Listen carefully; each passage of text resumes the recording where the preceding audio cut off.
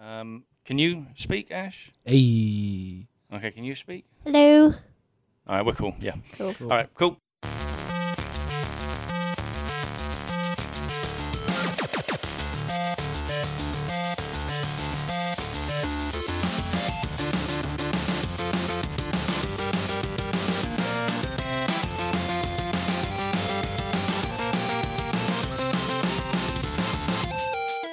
Hey, welcome to Front Seat Gamer, episode 75. Hey. Hey. Hey. I'm Blake. Sav and Nick are both away today, but I've assembled a team of experts in their field. We've got Ryan. How's it going, Ryan? Pretty good. You've been on before. Yep. People will know you, I think. Hope so. I hope. We've got the first Ash. Long time caller. First time listener. That'll be Nick. Yeah, that's Nick, actually. We've got Ashleigh. Yes, it's Ashleigh. It's Ashleigh? Because there's going to be some confusion if I say, like, how's it going, Ash? Who's answering? Yeah. Well, his name's to Ashleigh. To Ashleigh. We Yeah. can just go with Ash. Ash and Ashleigh. Ash and Ashleigh. All right. Yeah, that's not confusing at all. No, I'm still going to fuck it up. Okay. And Chris, how's Hello. it going? It's good.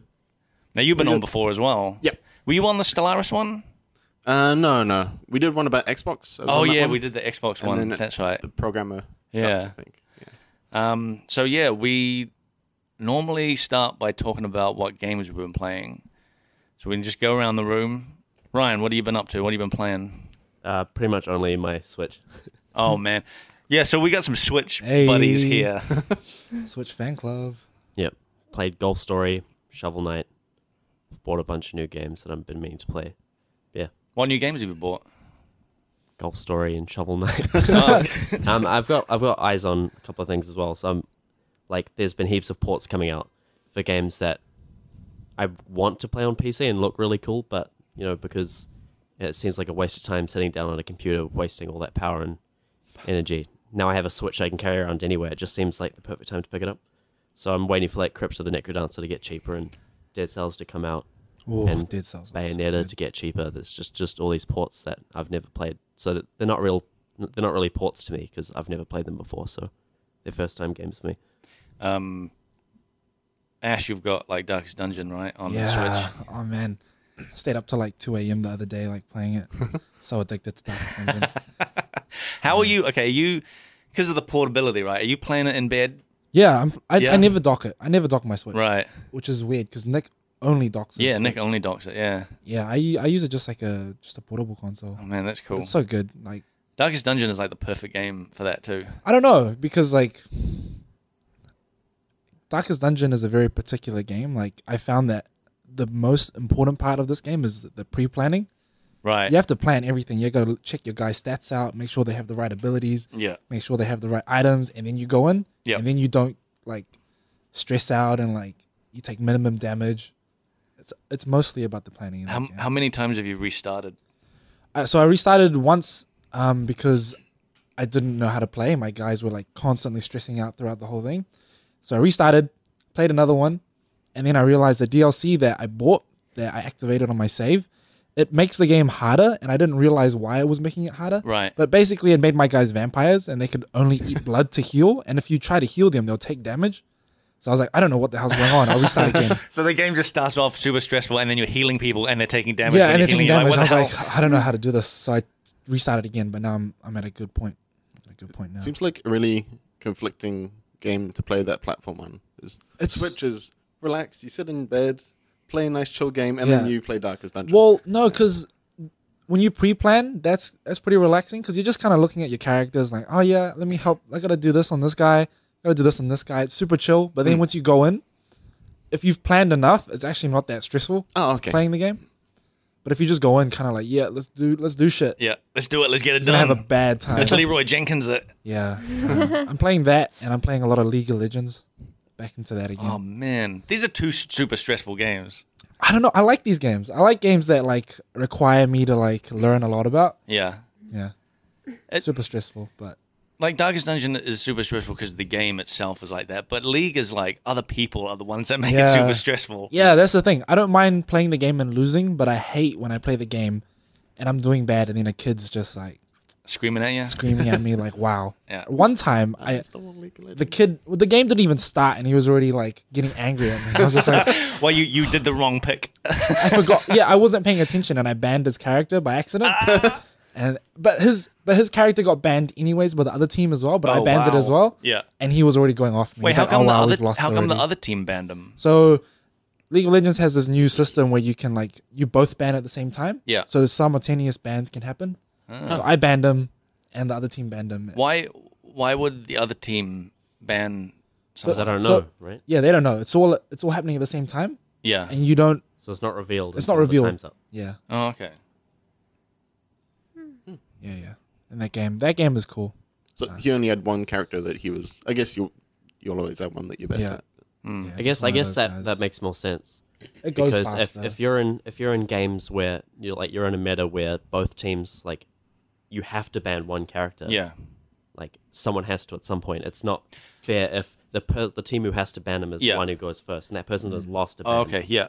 No, I was getting confused. I thought you meant like ban the player. oh no, I was like, you banned him like from Ban him playing. outta here. Like, oh, you basically reported him for bad sportsmanship right off the bat. yeah, he probably reported me straight after that ban. He was so mad. Oh man. Yeah, one kid threatened to kill my parents. I was like, oh, calm down. Whoa.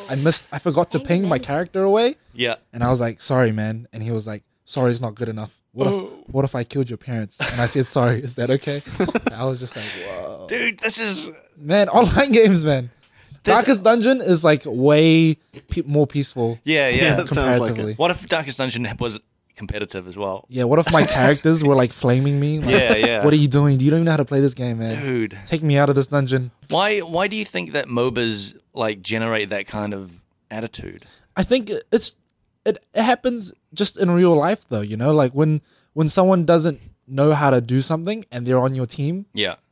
like you'll get frustrated. Maybe it's because you're being judged on your personal performance, and when you feel like someone else is costing you. Yeah, it's a competency thing, right? Like It they'll looks feel down like on they're you. better than But you. you don't see the All Blacks rugby team. You don't see them. Oh, because But they're using They people. take shared responsibility. Yeah, that's why They're they're all good. responsible. There's That's no why they're good at the so game. in these MOBAs, there's no feeling of a shared responsibility. Nah, because the it's game's- just drop in it's and so drop quick. out. Yeah, Because yeah. you're individuals. Yeah. You're For the not, most you're not a part. team. You're individuals. No, you are in a team. You're individuals on a team. yeah, you're individuals individuals on in a a team. team. You're all a bunch of Han Solos So trying bad. to work together. Also, Yeah. you don't see them, so Yeah, that's like you don't have to face tell them that I'm going to kill your parents. that's another. Yeah. Like you could be like a 15-year-old telling like a Yeah. huge 30-year-old that, and they can get away with it because of the anonymous thing. I think there's a bit of like it's the same as road rage, right? Yeah, it's the same thing. Yeah. It's the same thing. It's a competency thing. You Yeah. like, you see someone who's driving badly, and you're like, wow, this guy is so bad at driving. Yeah, I'm you way just- better. If you had a direct flame. intercom to that person's car, you could be like, "Fuck you! What if I killed your Yeah. family?" Yeah, it's Whoa. always been around. Yeah. Yeah, Rage- that's rage has YouTube always been as around. well, pretty much. Yeah, Like, all the yeah. YouTube comments, Yeah. hate comments and shit. I love It's it worse. when I play League of Legends and like someone's flaming, but you're playing with like the rest of your team are like grown adults, and they're just Oh, like, yeah. wow, can you shut up, kid? Like, Yeah. that's my favorite. Do you have the? Is it voice chat that you're using? Nah, just Oh, okay, typing. Voice chat would just. Yeah, because I've heard like I wouldn't be able to handle what that. was I don't know. I've seen stuff where like I think maybe it was something on Fortnite I was watching, and it was a straight up. It sounded like a 12-year-old, and he was like going off at people. Oh yeah, Yeah. my cousins play like Counter Strike in League, Yeah, and I hear them going off at people. I'm just like, but dude, dude, if you're actually 12. if you're a grown adult and you had like voice chat and you hear this 12-year-old doing that, you're definitely absolutely not going to take anything they say seriously now. No. Nah, yeah, it's all gone down the drain at that point. Yeah, man, Ryan, we got an email from a listener that was asking if we were going to someone that owns a Switch was going to buy Bayonetta, and you mentioned you were waiting for Bayonetta. Well, I did find out that if you buy both of them, you get a pretty significant discount. Yeah. Well, Bayonetta 1 and 2. Yeah, 1 and 2. So like you can get both of them for like $50. That's cool. Oh really? Well, 50 each. No, they're listed as 50 like each. one is listed at like 50 and the other one's listed at like 70. Okay, so maybe it's not 50 for both. Yeah. But when you buy them both, it's not 120. Like as soon as you Okay. purchase one of them, you get a massive discount on the other one. That's cool. I'd buy Bayonetta 2 at like 50 or 60, but I think right now on the store it's like, isn't it like 80? Like 79.99. One of Something those. like that. But Yeah. like I think if you buy the second one, then the first one becomes $10. And if you buy the first one, the second one becomes $30 or something like that. So it's like a bundle thing. Maths. How about you, Chris? You been playing anything? Oh, you have. You've been playing some crazy. You've been getting obsessed with some crazy first-person shooter. Yeah, it's pretty unusual for me. It's called Escape from Tarkov. I've talked about it quite a bit in the kitchen, I think.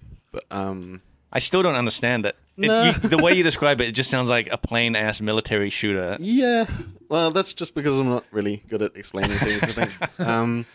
Yeah, so it's kind of like a roguelike sort of where you take gear into this area, and if you die, then you lose all that gear, and if you survive, then you get to keep whatever you find in that area. So there's lots of like scavenging and Yeah.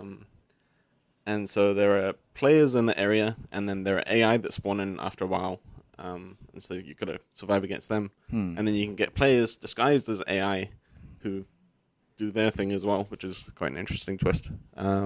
How do yeah. the players disguise themselves as AI? You can spawn in as one of the AI, so you sort of take their place. Oh shit! Okay. So yeah, I mean, it's quite hard to sort of sell the idea, I guess. Yeah. But yeah. I watched the video of that. I was so stressed out.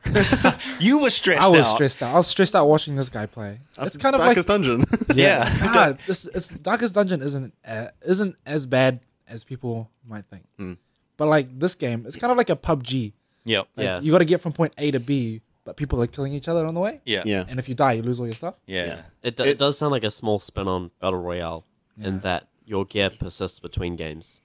So if you lose a Battle Royale game, I guess you're not that worried because you're like, oh, well, I didn't do well this game. I'll just do better next time. Yeah. But this game, like, your progress is cumulative. It is often compared to PUBG. But as soon as you lose a match, that impacts your next games, Yeah. which is interesting. I don't know why I like this game so much, because I usually hate games like this. And you have like a chest of some kind, right? And you Yeah. choose what you take from your staging area into the game. Yeah. That's cool. So there's a lot of planning here as well, which is cool. And there's a ton of modification as well. Like, I don't really care much about guns, but in this game, man, Yeah. so cool. Is it on the Switch? Probably not. Probably not. That's the make or break thing for you. Yeah. Can't get it. Can't get it then. What level are you playing on? I'm not doing super well at the moment. I'm Okay. sort of, yeah. I think I'm leveling up a lot, but really slowly. It's more like just forcing my way ahead. Right. Yeah. Nice. And how did you? Because this game is not on Steam. No. How did you No. find this game? Well, it's still early access. Well, it's in beta. at the Yeah. moment. And I don't really know. It just, I think I saw Ziggy D play it. oh, I okay. was going to say while Twitch. back. That sounds like something you find on Twitch. Yeah, he played it a while back, and then I saw some people on Twitch playing it. And So you said you're really into the guns. Like, what is it with the guns that is different in this game? I think it's the sound design in the game is amazing. It's really, really good. Yeah. And they just feel really impactful and Oh, okay. really good. With the sound design, is it one of those things where, like, say you're like hiding in a bush, can you hear people like crunching on the leaves and like Yeah, coming yeah. up closer, and you're just like, oh shit, oh shit, oh Yeah, shit. Yeah. That's why it's. and if you turn too Yeah. quick, then you rustled all the leaves around. Oh, and really? Make noise. Yeah. Whoa. Yeah. That's cool, because most games if you just turn on the spot, nothing happens. Like, Yeah. you just clip through everything and it's fine. Man. Yeah, you really need to be careful with your noise Yeah. and pay Do you attention have to a noise. rage shoot? Sorry? Do you have a rage shoot? Like, Yeah, I get pretty stressed out and then sort of just. we just shoot. I thought most of these shooting games was like that. Like, you go in to release some stress, so you can just shoot a bunch of people. Oh, is that what you're right, calling? Rage, like venting. Yeah. Getting- Like, do you get to vent in this game, or is it Nah. more about It's the opposite sneaking? for me, if Oh, okay. anything. I come out more stressed. Yeah, that sounds like a Okay. game. I'm gonna get even more stressed out. Oh, okay. So it's about like strategy and how well you can sneak. Yeah. Oh, okay. Yeah. That's cool. But yeah. Yeah, I usually become more relaxed towards the end. So maybe at the start, Right. bit of rage shooting. Man. Yeah, that sounds stressful. Yeah. It sounds like a game that I wouldn't be able to play like too late at night because then I'd never sleep. Yeah. I'll just lie in bed being like, One more game. You have to be like super aware, right? yeah. Yeah. How about you, Ashleigh? Have you been playing anything? I have played games. Nope. I know. This week you said that you haven't played anything since like Assassin's Creed 2 or something. Oh, Yeah, it's what? Assassin's Creed 2. I played that Oh, you must have played it Last after. year. Okay. when I didn't have a job. Oh man, I was like, sweet, I'll get to know this game. And then I got this job and I was like, okay, don't need to can't play play it games. anymore. Don't need to play Make games. games I made instead. it. Yeah, I'll just done. make games instead. Or help make a game. But you have been playing ping pong. Yes. That's a Yeah. I game. have Yeah. been That's a playing. game. And jump and gladiator. And Oh, I've yeah. started Do we tricking want- and tumbling. Oh yeah, you're tricking and Calm down. tumbling. Do we want to talk about how we beat the crap out of our rival Ninja Kiwi. Ninja Kiwi, our Yeah. rival game About to studio? be the flame podcast. Yeah, we bit them in dodgeball. It was just the better- close, we're just the but better company. We're just super better in every way. Yeah. That's why we got the ballerina trophy. I know they really want it, but they're just gonna have to train. They have to get better. You're calling them out. Yep. Yeah. So I've just been playing. I actually haven't played anything this week because last weekend I got so pissed off with Monster Hunter. Oh, jeez. I got to a mission where it sort of I finished the mission and then it like carried on to another mission where I had to like hunt this monster in the area, and I was like, all right, sweet. I see the monster on the map. I'm gonna chase after it, and I spent probably like 20 minutes running from like one end of the map to the other, trying to chase this thing because every time I got to where it was, it flew to the other side of the map, and I have to run over there and then run back. But I finally caught up with it, and I spent probably like 50 minutes, maybe even more, all up probably definitely at least an hour fighting this thing, and I got it down to like it has a heartbeat monitor.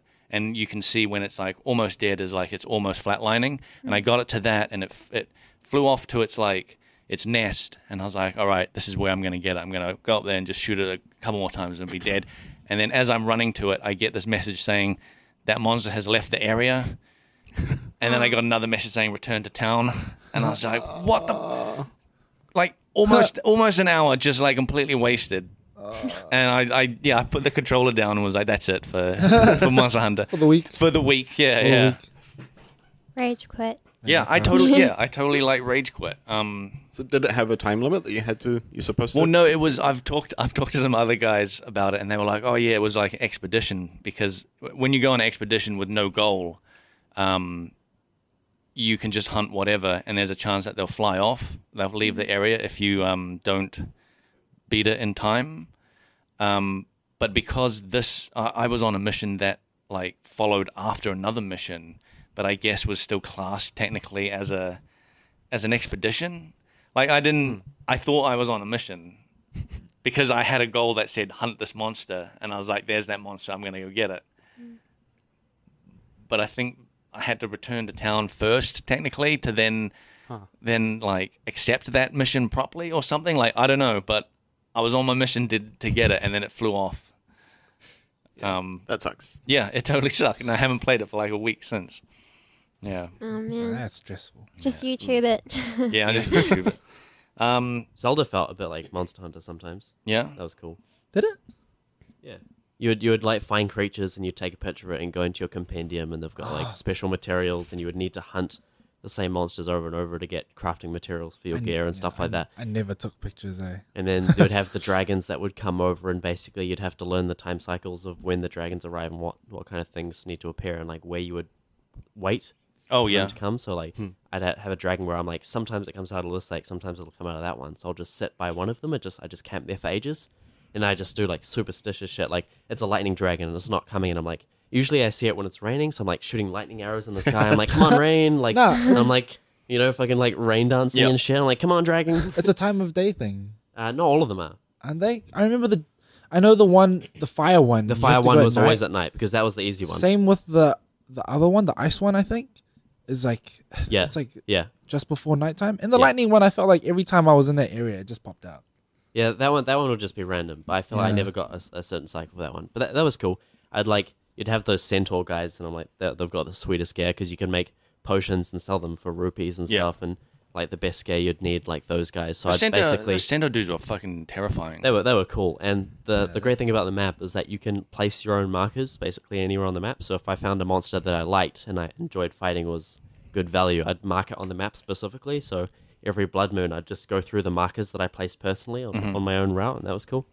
Yeah, those centaur guys are probably like the best fight in the game, really.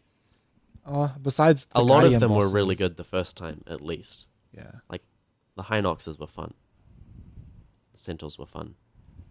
I like the centaurs because it challenges you to do the like quick reactions of like blocking and dodging the most, probably. They just hit you with the lightning from like ages away, don't they? Nah. The centaur guys. If you engage them from too far away, then they switch to a range mode, which is really deadly. Yeah, I remember fighting one and being like, shit, this guy's wasting me. I'm going to run over this mountain. And I ran over a hill. And I was like, all right, I'm safe. And then a lightning thing hit me. Yeah, you kind of go. You want to get close up. Yeah. Man, yeah. So we've got like questions that from classic questions, I guess, for all you guys. So are there any office quirks? Like we all work at Grinding Gear Games. We all work on Path of Exile. What are the sort of office quirks and rituals that you guys partake in? The coffee call. This Coffee is like time. this is the coffee call club. This is the coffee club. This is the coffee call club. Yeah. We get stuck in the kitchen and talk about stuff Yeah. during coffee, like what we did that weekend or Waiting what in we're line. doing in the game, what issues we have. Issues is like another word for Tasks. tasks. Yeah. Yeah, we just call them issues. Yeah. Office quirks. Yeah. We have Friday drinks, I guess. Yeah. We got Play Friday. ping pong. Ping pong. Ping pong is a big one now. Yeah. Yeah. We've converted our kitchen table into a big ping pong table. It's me and Ash's Yeah. idea, right? We went to the warehouse and bought this stuff. Best Me and Jake have gun $25 battles. What? What is this? Ash has got a video of it. Oh yeah, But- it's fucking crack up. I thought you guys didn't know. I thought you were mimicking him without him realizing. That No. it was funny of me thinking that. No, we've done this for a while. Basically, Jake sits opposite me. Yep. We can't see each other, but like we have enough space to reach over and underside of each other's desk. So one thing that Jake This does seems very dodgy. is like Jake, when he comes to work, he always puts his stuff down. He puts his Switch on the table. He puts his phone on the table, and he puts it down specifically. Yeah. And places it so they're all lined up. And Yep. I'll just do stuff just push out of order. And Oh, then he'll you rotate monster. it back, push out of order Oh and my rotate it back. gosh. We have the same on our side as well. Yeah. Eugene places his all his food snacks in a nice pleasing way, and then Saveun comes over and just pushes all it over. Oh man, is that just Saveun being Saveun and being like, "Hey, I need to talk to you"?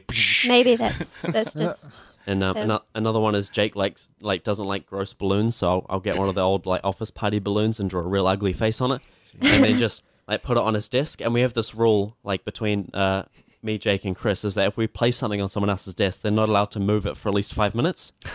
So As long as it's not obstructing workspace. as long as it's not obstructing workspace, that's Right, the rule. yeah. But basically, So you I'll can't just put a sheet over someone's Yeah, desk yeah, and be yeah. like, "There you go." so I'll get the gross balloon and just squeeze it in between Jake's monitors, so the face is exploding and looking at him, and he's not allowed to move it. We had the cocktail umbrellas for ages where we'd build weird structures on each other's okay, desks yeah. and stuff like that, and yeah, that's cool. And another one, the thing that me and Jake do that's just us is that if one of us puts our hand under the table Oh, boy. and starts making gun shooting gestures, the other person has to engage, and we're not allowed. Basically, whoever stops You know first, you know what Yes. this looks like from the yeah, outside. yeah. Whoever stops first loses. And you're sitting there saying, "I'm not stopping until you are." And No, we don't say anything. We playground don't oh, say that's even anything. weirder. We just do it, and we carry on working while we're doing it. So basically, we've got one hand on the mouse and just doing stuff and I don't know, This finger is- shooting under. Oh my how god. old. And it's great. Sometimes we do two hands, and then it gets really, really out of hand and stuff like that.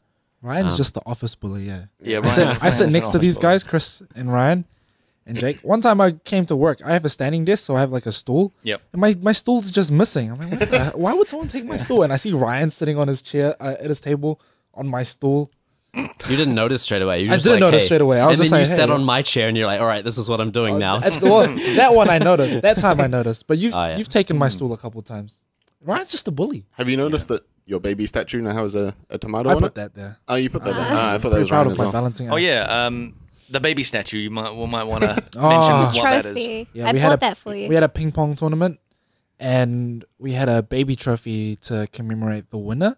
And then Ashleigh bought a second place winner, which was like Because a it was the crawling baby. underdog Yeah. baby trophy, which was crawling and Yeah. has no nappy on, so it's extra funny. You can clearly see its butt. Yeah. Yeah. It's got its There's butt now right out a there. cherry tomato perched On the butt. specifically on the butt. That's And awesome. The it's arch of the back clearly- is perfect. It was- It's clearly for ping pong. It's like as that well. Kim K like break the internet. You know? Yeah. Tomato on the butt. Yeah. Nah, but that was cool. Long story short, Nikolai won. Yeah, and we I also came versed second. Ninja Kiwi as well. Yeah, and we Yep, wrecked that's true. Ninja Kiwi. Ninja Kiwi don't even know how to play We ping just pong. we just reckon be Ninja honest. Kiwi left and right. Everything. Yeah, They I got don't no think they chance. even know how to play ping pong. No, they Dude, don't. they're gonna Oh. come back. Yeah. Like, Nah, I think they're too scared. So that question with that baby trophy, because for listeners, the winning baby trophy, well, even that baby trophy with the naked baby and the butt crawling, the winning baby trophy is like a baby with its nappies on in a arms raised up pose, a victory pose. a victory pose. And my question to you guys and for the listeners to write in, what the hell is that trophy actually for? Best baby. Congratulations, you're a dad. I don't know. Nah, you're the best baby. You get the best baby award. What is the competition for best What if baby? it was like a crawling race? Baby crawling race. Baby crawling race. The babies don't even know they're in a race. That's the best part.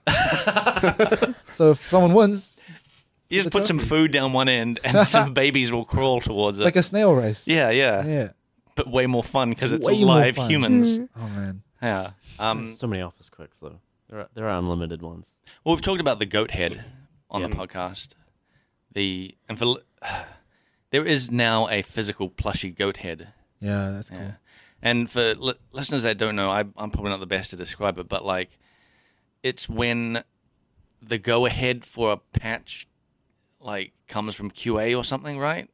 Go to head. Yeah, I got it. Yeah, yeah, You're waiting for the go ahead, yeah. Waiting for the go ahead, and you keep saying it faster and faster, and then and it just became goat head. Yeah. And they're like, "Yep, we got the goat head.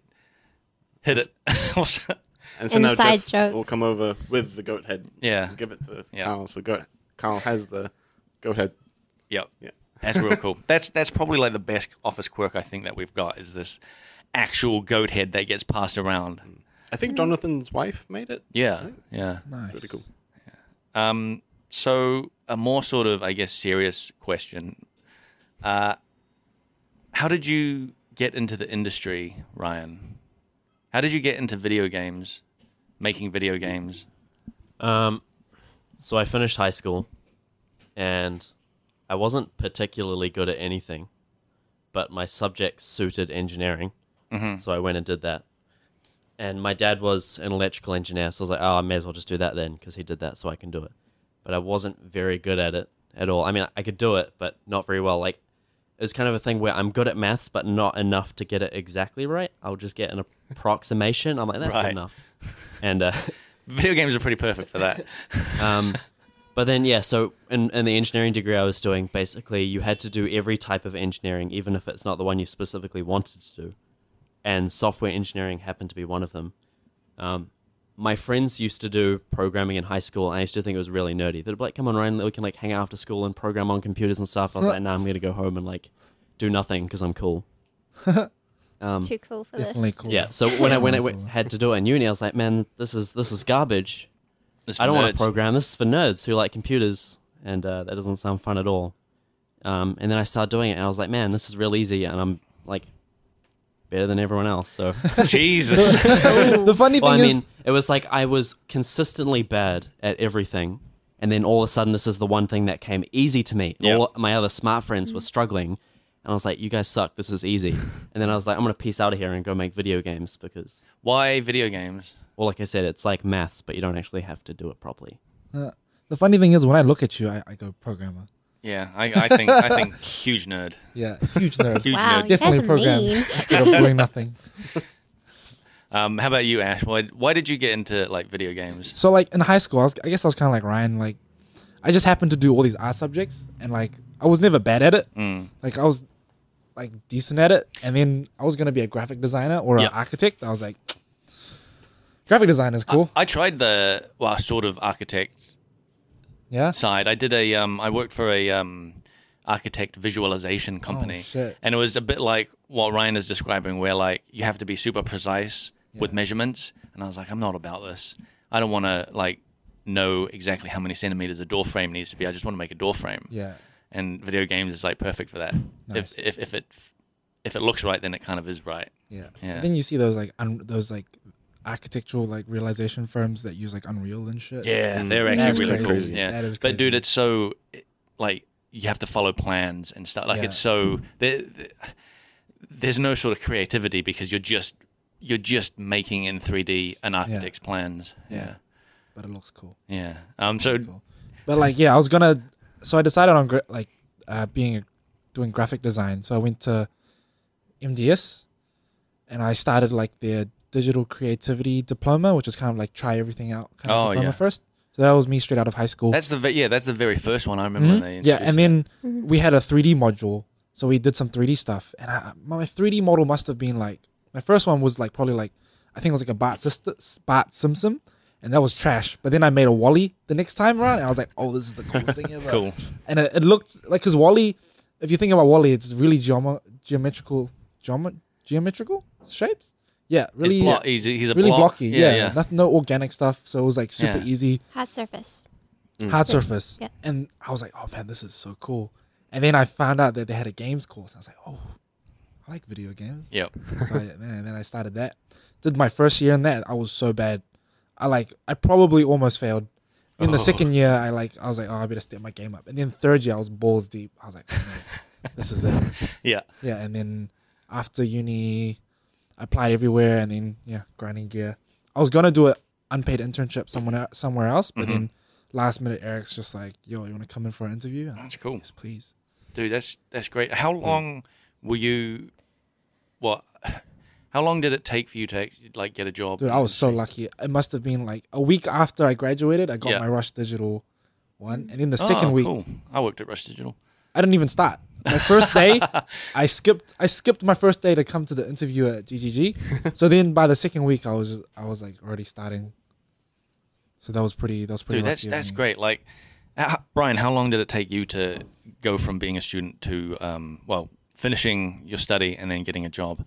Well, I applied in my last week, and then I was saying, well, they won't get back to me for a while, but that's okay because I'm about to go on holiday for like 4 weeks. Okay. And then like on Monday of the next week, Chris was like, "Can you come in?" And I was like, "Oh shit, no, I'm going away." So I went away for 4 weeks, and then came back, and then interviewed on that Friday, and then they gave me a job offer on the Monday. But I feel like I had it on the Friday. Lucky I people. feel like I knew I had it. Yeah, it's lucky, but at the same time, there's nothing wrong with getting it later as well. You know, like it's almost like I got it too easy. I didn't experience that struggle, Yeah. which could be good, like for a lot of people. You Yeah. know, like knowing what it's like to not have the job and then trying your best at getting it, and then you finally getting it. I Yeah. feel like we don't muck around with hiring people. No, which is good. I do like that. We have other companies here that kind of like play around with you for a bit, keep you waiting, like expect multiple interviews and kind of Yep. just like Yeah. feel you out a bit and stuff like that. Yeah. But I've heard multiple stories where people are just like apply, interview, job, done. Yeah, Yeah. I interviewed the first time at the Christmas party. That was like a casual one. Then on the Monday, I came in for the interview. And at that interview, Eric was like, oh, yeah, Didn't you're you pretty guys- much hired. Didn't you guys get any tests? Nah, I didn't get a test. You didn't get a test. I didn't get tested. Nice. We got tested, but that was part of the interview. It was like 5 minutes of maybe like 2 minutes of Chris being like, "Hello, my name's Chris. This is Jonathan." Hi, I'm Chris from Grinding Gear Games. Yeah, and then just sitting down on a computer, Chris left, and then it was just me and Jonathan. And that's probably the most terrifying part when like you've just met like the lead programmer Yep. of a pretty big video game. And for the next hour, he's going to be sitting next to you, watching over your shoulder, telling you what to do, and judging everything you're about to write. That sounds terrifying. Yeah, I Yeah, sit, dude. I sit at like a good view at Jonathan's office. And whenever I see that, like someone's doing an art test and Jonathan's just like behind him, I'm like, would hate to be that person. I thought it was awesome because Pressure I've always been comfortable with people watching me. Like, Okay. program. Program. That's very weird. program. Watching me program. Because I always liked programming with one other person at uni where like they would program and I'd tell them what to do. Or I'd program and they'd just watch me do it. Yeah. So that felt comfortable You for me. feel that it's that's more like a team thing. Like you're on a sort of. Well, at the time, it felt like showing off. Okay, so you. He's like a Nice to be that programmer confident. exhibitionist. Yeah. Yeah. But there are plenty of other people who have applied that I know are good and struggled because they're not used to being watched. Like Jake is very, very good. But as soon as you watch him, he starts making heaps of mistakes because he's just self-conscious about Dude, it. that's 100% me. Like in life, like Yeah, same. yeah. I remember this is a random ass story, but I remember when I was in high school, I was writing something, and I had the teacher stand over my shoulder, and I started forgetting how to spell simple words. Yeah. And then she commented, and she was like, "Blake, you're not spelling things right." And I was just like, I can't. I just went into a weird brain seizure where I stopped being able to do anything. That's with so much stuff though. Like when people are watching, Yeah. you get self-conscious and you're like, oh, Yeah, you get way too self-conscious. For me, that's like, this is it. damn, yeah. You just revel in it. Yeah, you are a bit of They're just people that are born like that though. I do hip hop dance, and like what happens is like in an hour of class they'll teach you a choreography, and then at the end of the class everyone will do groups and like perform in front of everyone. I'll do it. I'll do the hour of class. I'm like, yeah, I got this. I get up in front of everyone. I forget the whole thing. I'm like, oh. Yeah. But then there are some people Yeah. where they do the whole hour, and then when it's on the stage time, they're like, ready, guys. Oh shit. Yeah. Damn. Yeah. So, I don't know. Some people are just fine with an audience. Yeah, I some guess people. like for me it's like how confident I am Yeah. to do that stuff. Like I've gotten up on stage before in front of like hundreds of people and just went blank. Like Yeah. I had to Yeah. walk off stage. Oh. I It's went- so embarrassing. I went to an amateurs comedy like night Oh yeah. because a mate of mine was up there doing his like first time in front of people doing his thing, but there was a whole bunch of other people doing it, and seriously some people just walked up there and they were like deer in the headlights, Yeah. like you could see that they were blanked and they were nervous and it was painful to watch. But then other people went up there and they were completely fine. Yeah. Like it's real weird. I reckon it's a confidence thing. Yeah. It's yeah. So how did you get into the industry, Ashleigh? Oh, that's a very long story. Is it? It is kind of. She's just waiting. Take us for you back. to ask her. Take us back to So the when I was beginning. born- Some more. My first words out of the womb. Yeah, was my first 3D. words were. 3D. I knew it was Nah, my destiny. Oh well, I started like. First of all, I didn't know what I wanted to do after high school, and I think I went into graphic design like you, Ash. That's like everyone's. Yeah, thing out like of high school, I was good at art. That's what I knew. I like failed every other subject at high school. So like, But then, like that's the thing. Like I was like being an artist yeah. doesn't pay. No, and that's what you hear. That's what you grow up with. Yeah. That what job can you get with that? Well, like Like graphic design is at least something Exactly. that's artistic. Graphic That's- design or architecture. actually, Yeah. I went options. into the interview for visual arts, which is just painting. Hmm. And in the interview, the lady was like, "You're not going to get a job out of this. Like, you're really good for the class, but I reckon your talents would be more useful for graphic design." And I was like, "What is that to do with computers?" She's like, "Yeah, you can learn computers." I'm like, "I can't do computers. I'm dyslexic." I just started like giving out all these excuses. Oh wow, yeah. And she's like, "Look, I'm dyslexic too, and I have like a degree in computers. So if I could do it, you can."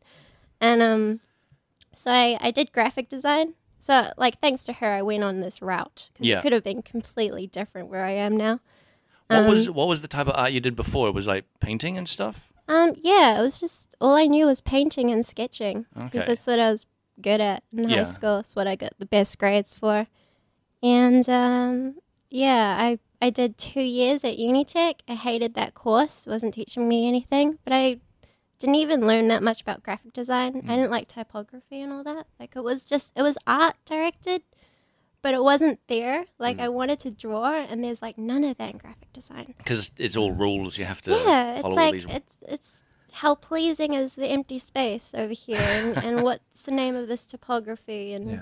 all that crap. like the how do you balance. design this package? It's yeah, the balance of everything. I- Whereas drawing Yeah. is just like go wild. Yeah, Do your thing. Exactly. I think I was telling you guys I had a friend that did a graphics design course. I think it was that, and he was talking about like measuring the space between Yeah. letters and fonts yeah, and that's stuff. And I was kerning. like, what's Kerning. that? Kerning. Kerning, yeah. Get that right. And I was It's just- important though. I know, but I it's do that. boring. And it's like it is, but it's so pleasing when you get it right. Like Is it pleasing while Is you're doing it though? Yeah, Like, no, it isn't. yeah. I don't mind it. I find it very peaceful. Like I like that part Yeah. of my job where I'm at the point where like my designs are all good now. I just have to like make sure everything is neat and tidy and like Well, it's good if you know what you're doing, but I Yeah. got to the point where it just got too mathematical and not like artistic enough for me to understand what I was doing. So it's Yeah. just like so isn't what I.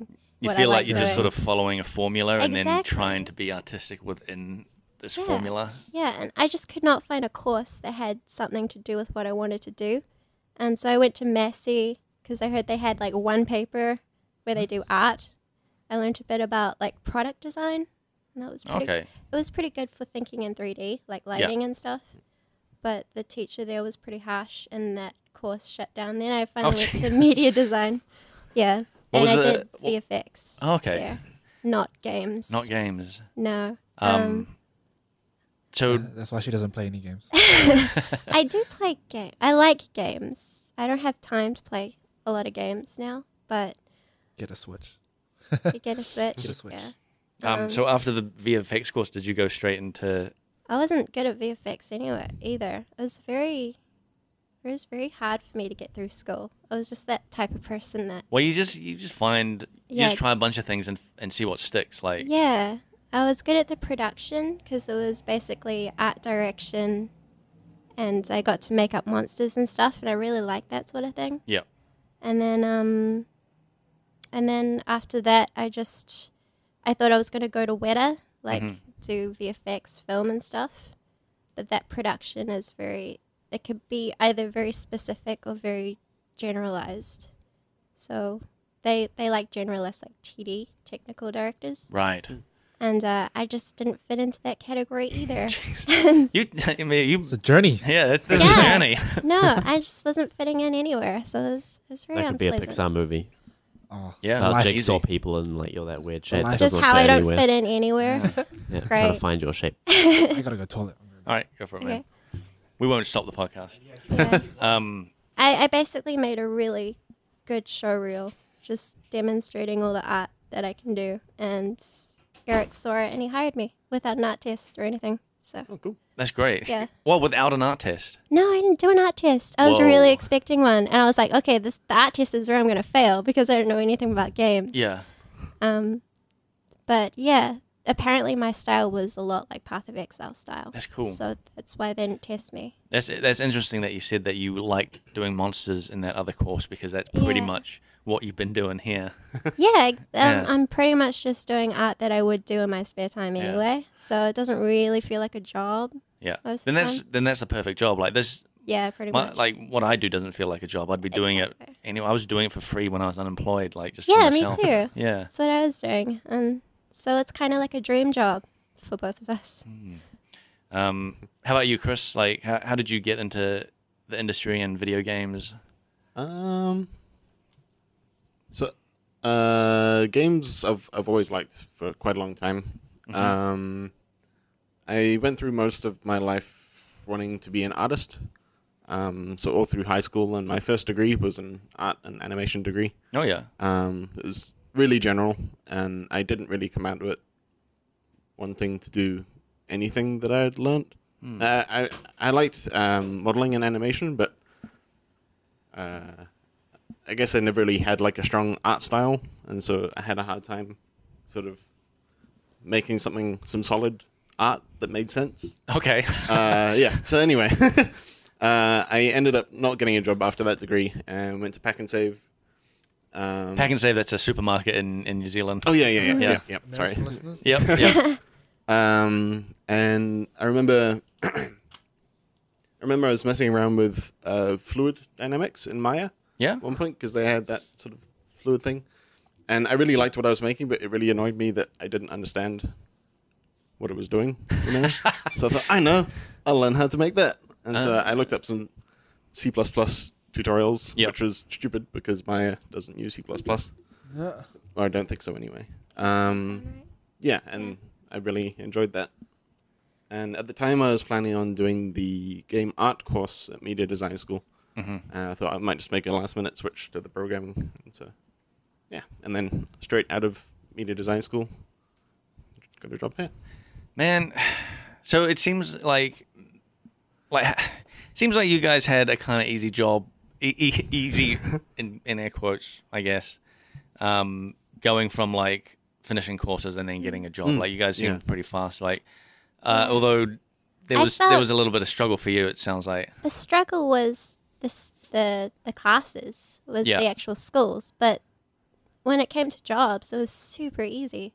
But that's because I spent all my time perfecting a show reel to demonstrate what I can do. Yeah. And then, like, because I didn't really, I knew that the grades that I got for theory wouldn't matter when I tried to get a job. Yeah. So I'm like, yeah. So what's the point? I'll just spend all my time perfecting the show reel. And through that, I got a job pretty easily. Yeah.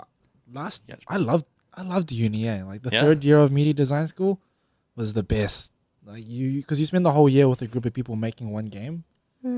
Yeah, that was fun. That was so. That was fun. It was fun to fail at stuff as well, because it's a safe place to fail. There's no money on the line. There's nothing like that. And I think when I was there, the tutors sort of gave us enough room to fail safely without tanking our whole grade or something like that.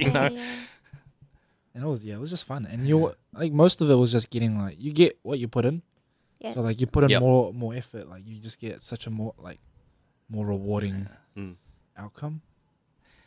I like my third year as well, because like the teachers kind of let you do what you want to do. Just start your own production. It feels like a studio.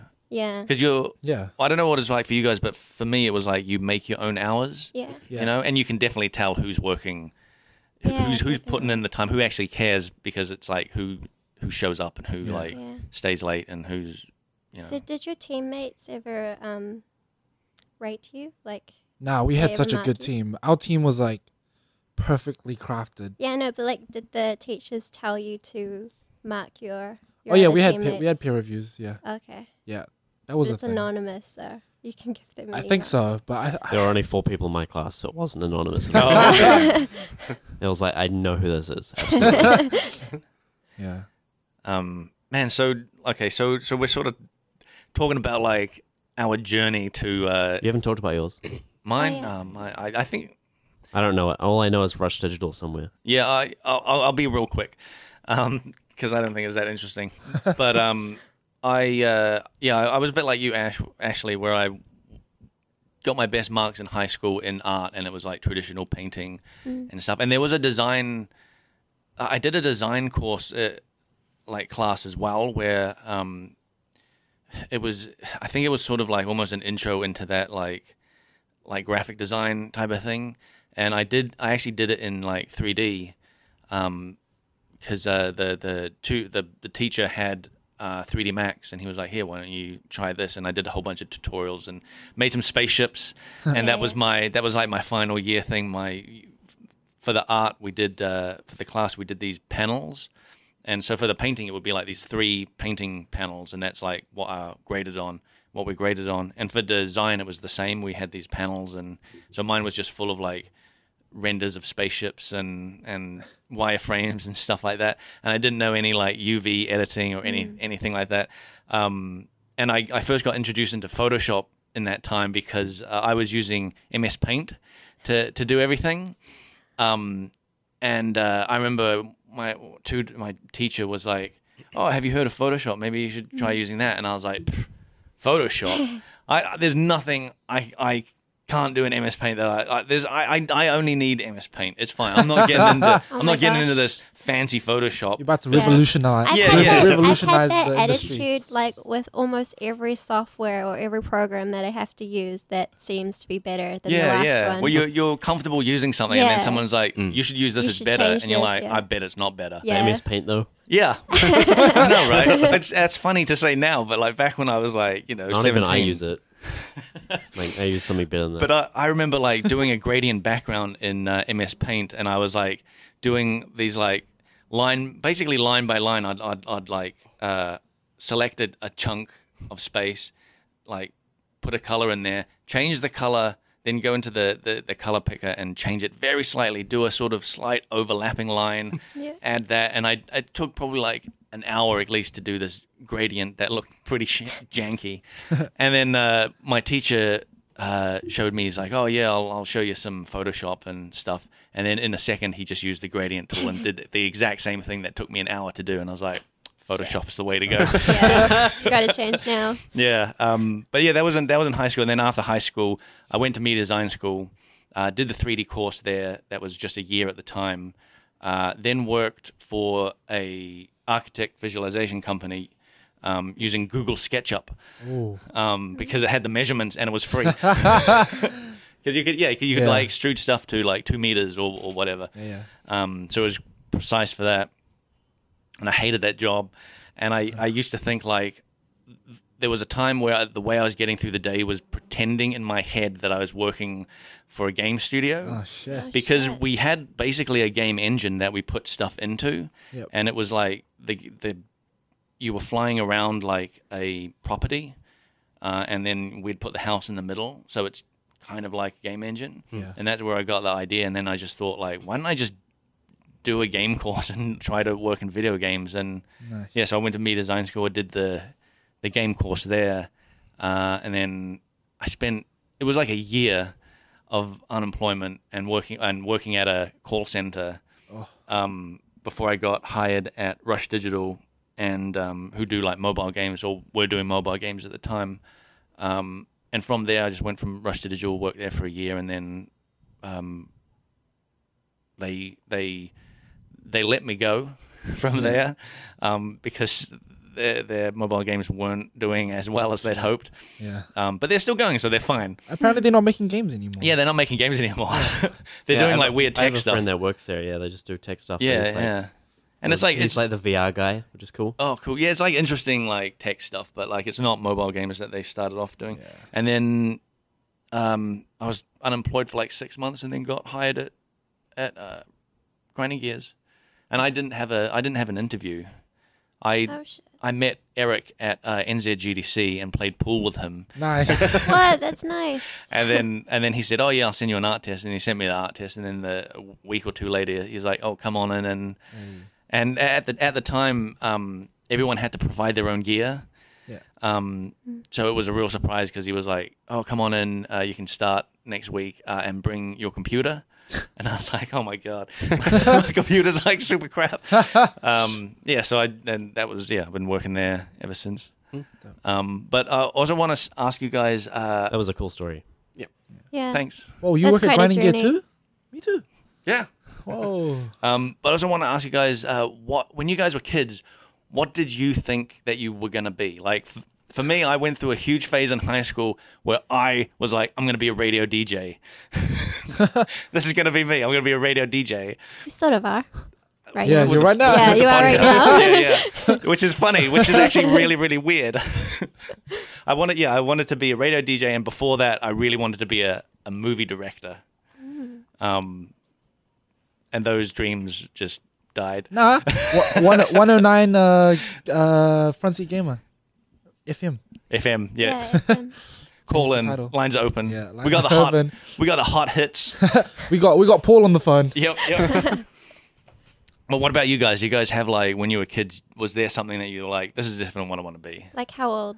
When I wanted to be a DJ, it was about high school.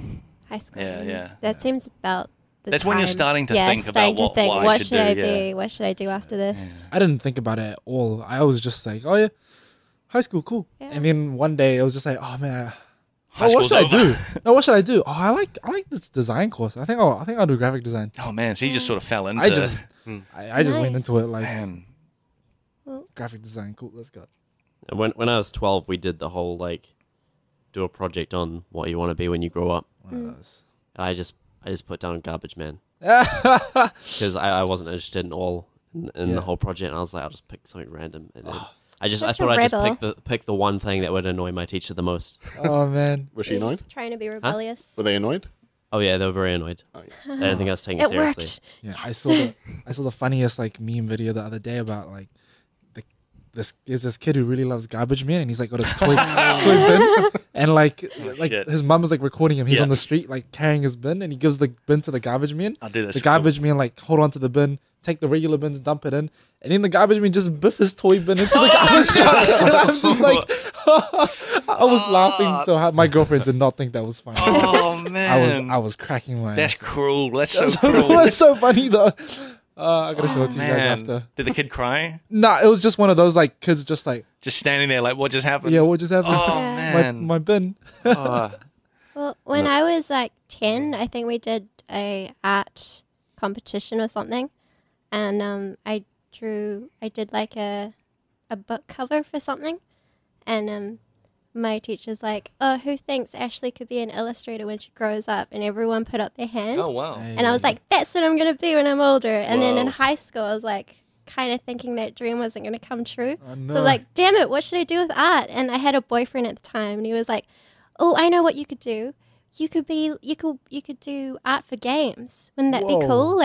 Like you could do all the art in the games, and Yeah. you can make the 3D stuff. And I was like, what? That has something to do with computers? No way! I'll never People do don't that. make art for games. Computers make games. Hey, robots. Yeah, robots make Yeah, games. I had no like idea of how that works or any inclination of how that is done. So Yeah. I'm just like, shut up! Like you don't know what I'm gonna do. So Break up yeah, with you now. he ends up. I'm done. Yeah, he's right. So Oh man, how about you, Chris? What was your dream job when you were a teenager? High school was always art. Okay. But I didn't really know what type of art. So Yeah. I just wanted to draw stuff.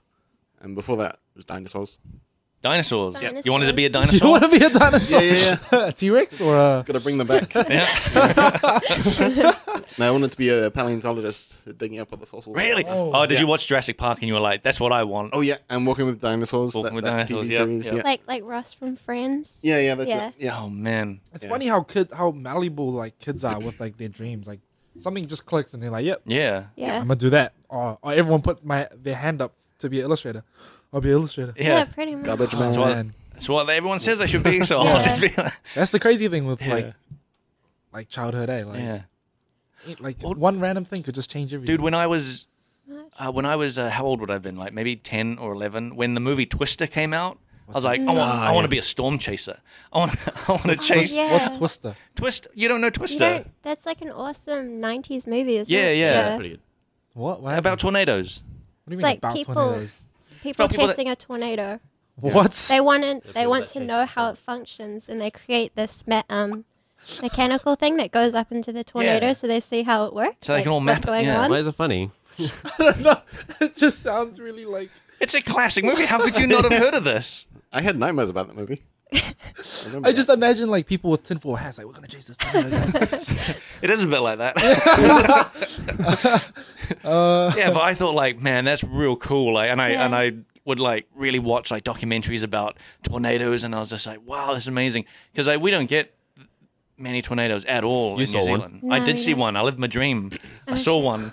Radio DJ, Tornado Chaser. Yeah, tornado Tornado chaser. Although Damn. I was on a boat at the time, and the boat was going in the opposite direction to the tornado. Turn the boat around. Yeah, I was like, turn this around. We're gonna chase this tornado. Yeah. But to give some impact, like I had really no idea what I was doing in high school because I did music all the way through, and I'd just Wow. like bring my guitar to school, and then I'd go to physics and be like, I've got this guitar lesson. I'm really sorry, I need to go. And then I'd go to the music block, and then I'd go to my next calculus class. I'm like, yeah, I've got this guitar lesson. I need to go. So And you then- wait, did you actually play the guitar, or was this just a prop to get no, out of no, I other can play. classes? I can play. In fact, Yeah. like music was the only reason I got into engineering at all. Because it was like so for Auckland University, like basically there were for certain degrees there were like entry requirements. Yeah. Basically, they would like weight your grades in certain subjects, and there was like a point threshold or something. And the only reason I got enough was because I maximized like the number of points I could get out of music. I literally got the highest grade on everything possible. Oh, shit. And so that was like nearly half of Yeah. what I needed. So I just got basic like achieved on everything else, and I Mm. was like, I got this. This is good. But yeah, so ended up working out. But like I don't know. While I was there, I was like, I just need a reason to go and play my guitar somewhere else and be left alone. And even like I would leave my guitar at the music block in 5th period, so that in 6th period I could say, I need to go get my guitar before they lock the music Oh my block. God. So I could leave 10 minutes early. That's pretty good. That was so bad. Amazing, man. Jeez. Optimizing Yep. your session. You're min-maxing it. Min-maxing. That's what Ryan in the office is known for, min-maxing. That was high school though, right? Like, Yeah. how do I get as much credits as I can? Yeah. Oh, geography. Geography's easy. So I got another question for you guys, and I really like this question. What book, film, and game had the strongest impact on you in terms of inspiration, and God, I'm messing up this question. Swordfish. Is that the one with Hugh Jackman in the cube? Yes, yes. And He's going to hack the cube. yeah, and yeah, what book, film, and game had the strongest impact on you in terms of inspiration and is the biggest part of who you are today? Just like, man, I can tell you what film mine is. It's Labyrinth, 100%. I thought you were going to say Twister. That was a good Twister. It was Twister for a good chunk, and then I saw Labyrinth and it was like, this is it. Labyrinth. Man. That was my first R-rated movie that I've ever seen on the movies. Is it R-rated? It is R-rated. I could only be a certain age to go in. Was it 6? Is it R16 or R13? No, I don't think it was Probably R16. 13. Yeah, I had to maybe be 13. 13 and I was 13. And I was like, yeah, I That can was see an 300 R-rated for movie. me. I wasn't old enough. to watch 300? Oh, Yeah. okay. I thought you meant that it had the most inspiration on you. Really? See it. I can see it. Oh man. What part of the Labyrinth did you like? Like, inspired you so I like the much? whole thing. Okay. Like, I liked that it was this weird world within a labyrinth, and like there were like these sections. It was like a country and there was like different sort of communities within the labyrinth, but it's all within this labyrinth, and I just thought it was like I don't know, it just seemed really cool. You didn't get disappointed at the end when you find out it's all in her head. Like, it's all in her Nah, imagination. I didn't mind that. It's a fairy But you tale. understood that, right? Yeah. It was all Yeah. make believe. Well, and watching it like since you see all the characters in her room in toy form or book form in the beginning, and you're like, yeah, this girl's a little bit crazy. yeah. Well, like the Lord of the Rings films got me into reading the Lord of the Rings books, Yeah. which got me into reading other fantasy novels, which got me into playing role-playing games, which got me into playing Diablo, which got me into wanting to work at Path of Exile. Holy crap! Damn. Okay, that's pretty good. That's a journey. Yeah, that's Yeah. a Journey. a Most link. of this is a journey, how we got where we are. Yeah. I Yeah. feel like things don't affect me as much as it might other people. Like I don't. Yeah. I don't look at any movie and go like, man, that was That defined me. Nothing. Like Yeah. no games got me Yeah. into games. No movie like changed my life. No book. It might have subconsciously did some stuff. Yeah. But like I don't look at it and be like, yeah, that was the one. I kind of just fell into everything that I'm doing. You're just happy-go-lucky. Weird. Just Yeah, a bit too lucky. close your eyes and walk out into traffic, and everything will be fine. Yeah. Like, don't even worry about it. You tripped and fell onto a Wacom tablet. Yeah. Yeah. Like, oh, here we go. I just tumbled into Eric's office. Chris, what about you? I'm not sure. Do you have a film that defined you? Films, not so much. What about a book? Maybe The Hobbit. I don't know. You always It wanted to really be a got me hobbit. drawing Yeah. lots of dragons and stuff and fantasy things. But Ocarina of Time is probably my game. Ah, yeah. Yeah, I don't know. It was so long ago. Did that change I feel you? like that was the first time I really got absorbed into a game, you know? That's just And like I still think about the music all the time, and okay. yeah, there aren't many games that I know I'll never forget, and I don't think I'll. Is that just like your favorite game, or is that a game that like changed you? Like I don't really know. Yeah, It's 'cause when- just- That I made you hear- just think of possibilities. yeah, Yeah. yeah. Because so for me, the game for me was Myst. Oh, You guys right, know that right. game? Because playing video games up until then was all side scrollers or first person shooters, and then you have this game Myst that's like this weird puzzle game, and it's all atmospheric, and you're like, it's a weird world, and it just made me go, holy shit!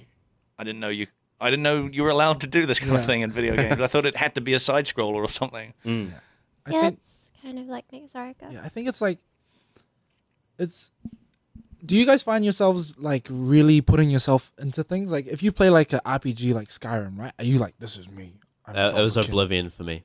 Yeah, so you're like There's like a video on YouTube where like there's a piano player playing through all the theme songs through all the Elder Scrolls games, and by the time I get to Oblivion, I'm a wreck. just crying. Yeah, basically. I've watched it at least like 3 separate times where I've cried Yeah. on Oblivion.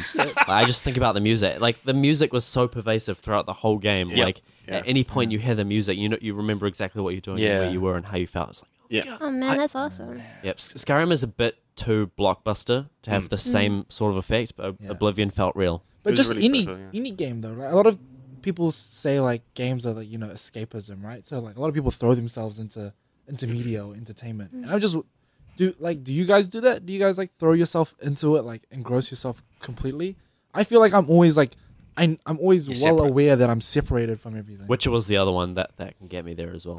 I was thinking of The Witcher just as you were talking about the music. Like if I hear Music. the Witcher soundtrack, I'm like, oh my god. That was actually the first game I've ever played, The Witcher. Oh, really? Yeah. That was The fun. third one? The first one. I don't know which one it was. the latest one. How bad did it look? It looked pretty good to me. It looked better than GTA. Yeah, way better than Oh, it was Witcher 3 GTA. then. So much better. Yeah, for me, funnily enough, it was actually Silent Hill, the game. Ooh, yeah. I really love like just everything that game had. Yep. It was the surreal quality, the atmosphere and the monsters and stuff. I just kept drawing that stuff like all through graphic design. Was Just this like every other project that was slightly something to do with it, it would just be all monsters in my books. That's great, and that's like Yeah. what you're doing now. Like, Yeah, it's pretty much what I'm doing. I really like seeing these like threads, like in the past, and you just kind of follow this breadcrumb trail of like people's interest and what they sort of have become now. Yeah. Like I really find that stuff interesting. I don't know if anybody else does. No, I do too. Yeah. I It's like really the cool movies being too. a programmer on the other end of the art pipeline, where like when we see the 3D models in game animated and textured, and we're like, that's some pretty fucked up shit you guys came up with. Yeah. There's some weird stuff in that game. It is impressive. It's just like, man, that takes a special kind of creativity to come up with that. Speaking of that, like Ashley, what's the most disturbing thing you've had to look up for reference? Reference for making, something in 3D, something in the game. Oh, it's hard to say. There's so for many. a good while when you were at the other seat, I'd always walk by and you were always looking at these like disgusting feet, and I was always like so grossed out by it. I was just like, Yeah, I had to make that trio monster. Yeah. And it had like yeah. really grotesque limbs coming out of it. yeah, and you were so- looking at like the like infected feet with like disgusting toenails. I was just like, oh. To me, like when I look up reference like that, I'm kind of like just looking at it on an artistic point, so I don't find Yeah. it disgusting anymore. So the more like shitty it looks, the more interesting it is for me to put in that detail in 3D. Do you feel desensitized? Yeah, sort of. When I look up reference, I'm like, oh, cool. There's more disgusting veins or like blood or gore that I can just put into 3D and just have that, much more realism to it, and that detail that I can put in. So I really like it, which is weird. It's not that weird. Like people who do life drawing, right? Yeah. Once you get over that they're naked, you're just kind of like, Yeah, or the more asymmetrical someone looks, or the more like generically ugly, I guess, like someone looks, the better they are to draw. I reckon. The more, The more interesting because they're like a Yeah. they're like a person rather than like a mannequin. Yeah, they just have all these like artifacts on their face or like wrinkles that you can put in your drawing to make it look that much more real, much more depth Yeah. included. The less they have, the more sort of boring they are to Yeah, draw. the more like a porcelain doll they Yeah, sort of like look. oh and, cool, yeah. Yeah. And some games are like that. Like a lot of, Asian MMOs have like porcelain faces and no sort of deformities other than like some, scars that they'll put on it's there. a very specific like art style. They have. Yeah, it Yeah. totally is. Yeah. It's very nice and clean and beautiful. Have you seen because our games in China, have you seen the portraits they've done of all the female No, I characters? haven't. They redid all of our female Yeah. portrait characters, and they all look like the same person. And, like, a Oh, different right. outfit. Yeah, Females and gays. it's good though. It's good art, but Yeah, they, yeah. they just have this really specific style. Yeah, it's funny that it's interesting that like if like to a gamer you say like Asian MMO and this image in their head pops up of like really beautiful faces and like over designed armors and all this kind of stuff. It's like it's just interesting that like certain regions have different artistic things. Yeah. Oh, yeah. But it's cool because this game goes for realism. Mm. They like, so the more realistic it is, the more detail I can put in. But it's a pity that like for Path of Exile, our camera is like all the way up there. Yeah. That's a thing that like I think new artists really have to. Yeah, no, Like, get I'm used still to. adjusting to that. Like, Yeah. it's really hard for me to get used to that because I just love detail so much. Mm. But I can't fit all of that in.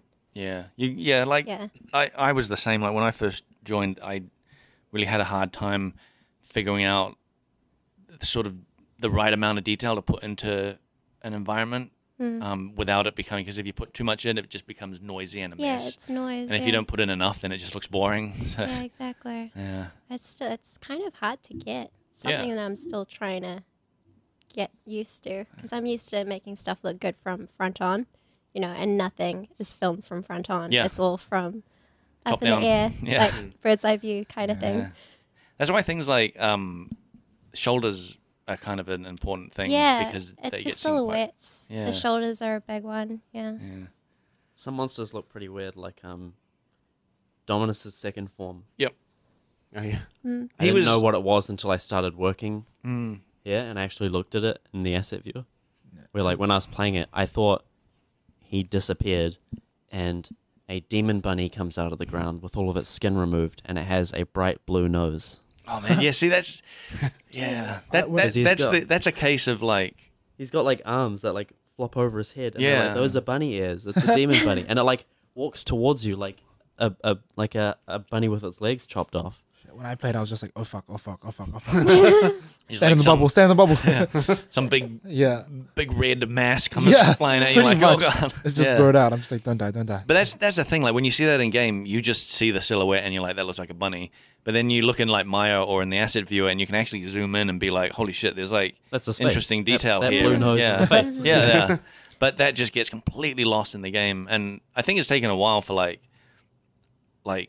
us artists and as new artists come to like kind of figure out what the perfect amount of like detail Yeah. and stuff is. It's definitely getting better. Like I Yeah. thought Arakali looked really cool. The spider robot. Yep. Yeah.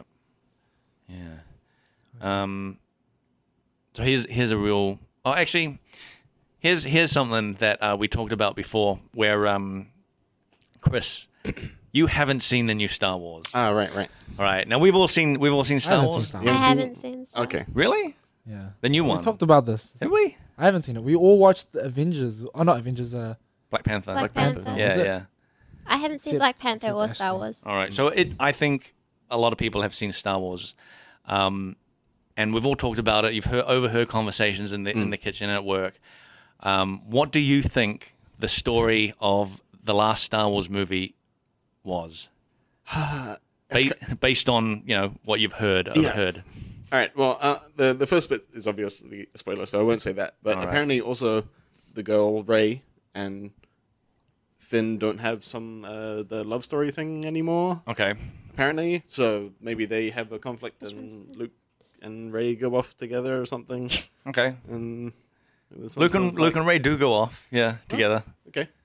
No and so hints. maybe Finn goes to hang out with the Silver Stormtrooper lady. Hang out. They're doing their Hang thing. out with the Silver In the Stormtrooper coffee lady. room. Okay.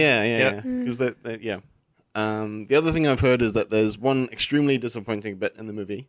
I think George was saying that the entire cinema groaned when it happened. Oh. And my first thought was obviously Jar Jar came back, but I was told that isn't the case. It's something Or was someone more just- disappointing than Jar Jar.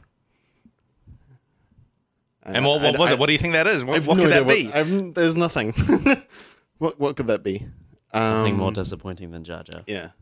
There's nothing creative they could possibly have come up with that could possibly disappoint me more than Jar Jar. Jar Jar and Yoda have a baby. So it sounds They like don't you handle that well. really have no idea what the story I is. have no idea what the story is. No. So it isn't really a spoiler. But Tell us your Black Panther one because that one was good. Oh yeah, you haven't seen Black Panther yet either. yeah, that one's confusing because it sounds like Who is Black Panther?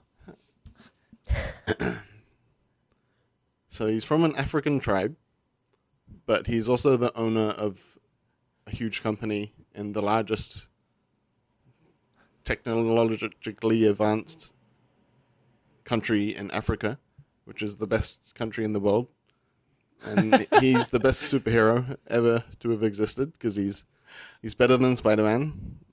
He's like Iron Man, but with a better suit, which he wears on his tie, or he's got something around his neck that turns into a suit. You got this. Yeah, he's got claws because he's a panther. He's as strong as the Hulk, but better because he's not angry. Yeah, so Where did you get this from? like the discussion at lunch that we had. This is all. So who's the bad guy? These are pretty much all quotes from lunch. Who's the bad guy in the movie? I have no idea. Guess. No idea. Guess. That's the point of the segment. Well, it's about slavery or something, right? I think so. Maybe it's like a slaver. He's the bad guy, and they're breaking free. But they also own the biggest company in the world, so I don't really know how that works. Are you going to watch the movie? Well, you don't need to. You pretty much know it. Yeah. What's the point, That's right? the movie Yeah. right Pretty there. much Yeah. I think you got like 10% of it. Yeah. So that's Black Panther. Do you guys have any movies that like you're sort of ashamed to say that you've never seen? Like movies that you can kind of like bluff your way through, like talking about if you were in a conversation? I haven't seen Blade Runner, like the old one and the new. Nobody really talks about those. Really? Maybe film people do. Twister. You didn't even know favorite Twister movie. existed until like Love Twister. minutes ago. They're chasing tornadoes. What do you think and the stuff. story is? They go chase tornadoes, and then they find out there's a tornado boss. Yeah, you actually that is it. You nailed it. There It's is a big tornado. yeah, it is a big tornado. Yeah, and they defeat it. Oh man, for me it's that movie Superbad. Oh, what? Oh, I haven't seen that I've never seen either. Superbad, I haven't seen that either. but I can bluff my way through it. Go on. They're trying to get some drugs, and they're trying to get some alcohol, and they've got a fake ID that says McLovin on it. That's just the trailer. See, but I basically nailed it. McLovin was in it. That's all you need to know. That's the trailer, man. Yeah, I basically saw the movie. You saw the trailer and you described the trailer. You completely missed out like Michael Cera as well and Jonah Hill, Yeah. who are like the main two characters. Yeah. McLovin's like a side joke. Yeah. Yeah, but But it's the best joke. it's that group of guys. It's the Stoner Club. The Stoner Club. Yeah, it's the Stoner Club that are they in get it. up to so much It's the more. first. It's I think it's the first movie with the Stoner Club. I'm pretty sure it's the first movie with the Stoner Club. What's the Stoner Club? You know the like Seth Rogen and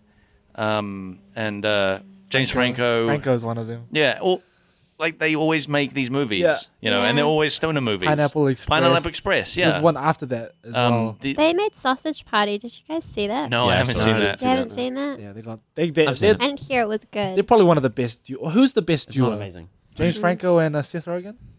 They're a pretty good duo. What you mean ever? Movie duo. Movie like I don't know. Kevin like- Hart, The Oh, Rock. oh, the latest one is The Room, the remake. They made Oh that. yeah. Oh, really? Yeah. Oh, it's not a remake. It's a sequel. It's a something. sequel. It's not a sequel, but Seth it's Rogen the- was in it, but that's about it. Right? Really? He's not what? particularly prominent in the room. No, he's like the director on like in the movie. Yeah, but The I feel like documentary. he's not particularly an important character. It's more like the duo in that one is James Franco and Dave Franco. Yeah, pretty much. That's not But really cool. he's still in it They're pretty cool together quite though. a bit. I've never seen them in a movie. It's the first movie they've done together, and James okay. Franco said he was trying to get Dave to do something with him for ages, and he'd refused to do it because he's trying to get out of a shadow. Okay. And this is the one where he was like, "Please, you have to do this movie. Just this one movie. It'll be great." Was it great? Yeah. Yeah, I liked it. It was It good. was a good movie. They have just a bunch of famous people in that movie. They just got famous people in random parts. yeah. Yeah. That's what they do now. Like, did you see This Is the End? Oh, yeah. Yeah, Yeah. it's I just haven't seen that, but cameo yeah. after cameo Yeah, of like lots of celebrities. cameos. Yeah. But that's just a cameo movie, right? Yeah. Yeah. Whereas Pretty like much. Thor did it in a cool way, where you're like watching it and you're like, "What the fuck, Matt Damon? Why are you here?" Yeah. That was great. So we got two more questions, super important. Ryan has answered both of these, but I think you might have, but for all of you guys, okay. Hot or cold leftover pizza? What do you prefer? I tried cold KFC the other day, and I get why people like it. I always microwave. I reheat everything. I like my things hot. You microwave? If I'm You- really, you don't- if I'm really, like, let's say I buy a nice pizza, and then the next day I'm gonna reheat it. I'm gonna eat it again. Alright. Yeah, nah. reheat, and then depending on how lazy I'm feeling, microwave. If I'm really feeling like I want a decent meal, I'll pan fry it or oven bake it. I've changed my mind on that. I'm cold pizza now. Yes. I'm cold. I get why people like the because cold. leaving it cold maintains the most flavor. Yeah, I get why Yep, people. I get why people like cold. I do have one exception for reheating. That if I have access to a sandwich press, then I'll put 2 slices of pizza Toasting it. like slammed together. And But you're not. Does that really heat the middle? Yeah. Or is that? yeah, it does. Or is it more just the crust? It'll heat the crust, but like depending on how much cheese is on the pizza, they'll stick together. Yeah. Yeah, Yeah, I can see sandwich press, but I wouldn't microwave pizza anymore. I would never microwave pizza. You're a monster for microwaving pizza. Is it still a pizza if you sandwich press it? That's We've good. had this discussion. Oh yeah, so No, this that was is something else. this. Okay, so this might be different, but we've had other arguments. I don't know if you've been involved as well. It's just like, at what point does a pizza become a calzone? I think maybe it. I think it has to start its life as a calzone. Yeah, it has to. Yeah, I has think to be that's what born we a got Yeah, to. it has to but be. for It has to be ages. created a calzone. It's Yeah, but how do you know? How would you know if someone brought you a fused pizza yeah. It's not. It's that been- looks like a calzone? You would say it's a calzone. If you make a pizza and it accidentally folds in half in the oven, with no How external are you? influence, Hold is on, that you- still But a pizza? calzone is made differently. Like Yeah. it's made almost like a pie. Like you crust the edges and Yeah, stuff, and I it's like don't all think it's sealed as in. simple as having 2 Yeah. cooked pizzas, putting them together, and then cooking them again. Yeah, that's not a calzone. Yeah, a calzone is its own thing. Yeah. Is What is it a maybe calzone? a sandwich then? A calzone is like, imagine a pie. It's like you get the bread dough from a pizza and you wrap it around, and you put the filling inside it, and then you crust the edges, kind of like a pie. Yeah, I always thought it was more pie-like. Yeah. Ashley, where do you stand on hot or cold leftover pizza? I eat it cold. Cold. Yeah. That's awesome. Yeah. Is it? Toasting it is good. Like getting a good crust, extra crust on it. Yeah. That's if you have the time to put in that much effort. Yeah, it's Yeah. an effort. Eat It's an something. effort versus Yeah. Yeah. effort versus time. Efficiency. Mm. All right. So here's another question. Super important. Would you rather go to space Oh God. or Yeah, see I- a dinosaur? I've heard Ryan get super heated about that. Ryan is the most. I've never seen Ryan more passionate about anything No. else. Like So- even Actually his seen me own more work. passionate now. Which I've one seen do you Ryan choose, so Ryan? passionate. Huh? Which one's yours? Dinosaurs. Dinosaurs. Yeah, same. Really? So you wouldn't want to go to space? Nah, I got asked that question. I think you asked me when I just started there. That was yeah. When I interviewed you for the job, I asked space or dinosaurs, and luckily you had. I said dinosaurs. Oh damn! I made a mistake. I pick space like 1,000 times. Yeah. over But dinosaurs. why? Like when it's just space. It's just a not. black Have you thing. Like experienced zero gravity? so, you're assuming that Are you- you're gonna go up to space and get to do all that Well, stuff. okay. Well, what do you expect? What do you when he asks space? What are you thinking? I'm just thinking like darkness, black space, Like you're Nah, just like, are you- floating. and yeah, are like you infinite traveling? darkness. Are you traveling, or are you like just looking at space? Just Okay, I'm space. in stargazing. space. Is You space is stargazing. space is inside Yeah. a spaceship. Oh, okay. Uh huh. You're not just floating Do we in get a suit. spaceship? What? Do we get a dinosaur You can, spaceship? you can have a What do you time. mean? You can have Do we a DeLorean. get to have a safari that's equal to your spaceship You experience? get. Oh, Yeah. No. You Yeah. get a safari. You get the Jurassic Park orb thing. Oh yeah. that's- Oh, you roll mean the around like in. Neil deGrasse Tyson like orb spaceship? The spaceship Yeah, of the you know in imagination. Jurassic World, sorry. You know how they roll around in the ball? Hamster, the giant hamster, hamster yeah, ball. the That's Yeah. the latest movie. What if it was a dinosaur theme park? But what do you do? Are you? I mean, that's still are you seeing a riding dinosaur. No, you're seeing T-Rexes? one dinosaur. You're But rolling. why the- do you get to explore Yeah. space if I only get to see one Oh, dinosaur? Okay. Yeah. We get the best of space, and you get the best of dinosaur. Yeah, Whatever that is to you. but that's subjective. So you Mm-hmm. what is the best of? What is to you? What is the best of space? I don't know. That seems pretty unfair. No, I'm just asking you. Forget I don't about know the what dinosaur part. I'm asking you. absolutely. I could not imagine the best of space. No one Okay, could. what's the best of dinosaur? I don't know. I probably couldn't imagine that either. Well, it'll be going to see a dinosaur and everyone will be like, holy shit, we were completely wrong about So everything. your choice is between something you can't imagine and something else you can't imagine. yeah. Well, what's the most You exciting can thing about obviously dinosaurs? imagine dinosaurs. You watched Jurassic Park, haven't you? Yeah, but that is not real. Yeah. That's an interpretation. That's Okay. Oh, not the truth. So you could say the same about space. Yeah, that's why I don't want to pick between the best of two things when I have no idea what the best of that could be. I have no idea what the best of that could be. What's the best, like, if dinosaurs were here, like, what is the most exciting thing about that for you? Dinosaurs. I don't know. I just don't want to see interpretations. That's why I don't really look up space posts. I think what you're saying is that you want to see dinosaurs because you want to know exactly what they did look like. Yeah. Yeah, and how they behaved and what they ate. Yeah. And even just the idea of looking at, I don't want to see them here. I want to see them where they are. Because even the idea of looking at the environment and the fauna at the time and what the land would look like would have been interesting on its own. So you want to time travel? Yeah, you want to time travel. You only get to see a dinosaur. No. Like, give them the dinosaur part. Give them everything. But, so what excites you about dinosaurs is just seeing what they really are. When I envisioned it, it was me going back there, no spaceship, no car, just me there, like on my feet. Yep. And walking around among them, obviously not getting eaten because that'd be shit. Yeah. So you're like you're David Attenborough going through and being like, yeah, I'd be a looking at tourist. stuff. They'd like drop me off in the middle of this like dinosaur safari, and they're like, "Go have fun." I'm like, "Cool, I get to go like see like feathered dinosaurs and like T-Rexes and all sorts of crazy shit." Yeah. So it's the thing that excites you is about seeing things that you can't imagine or like you haven't seen before. The exploration part of it.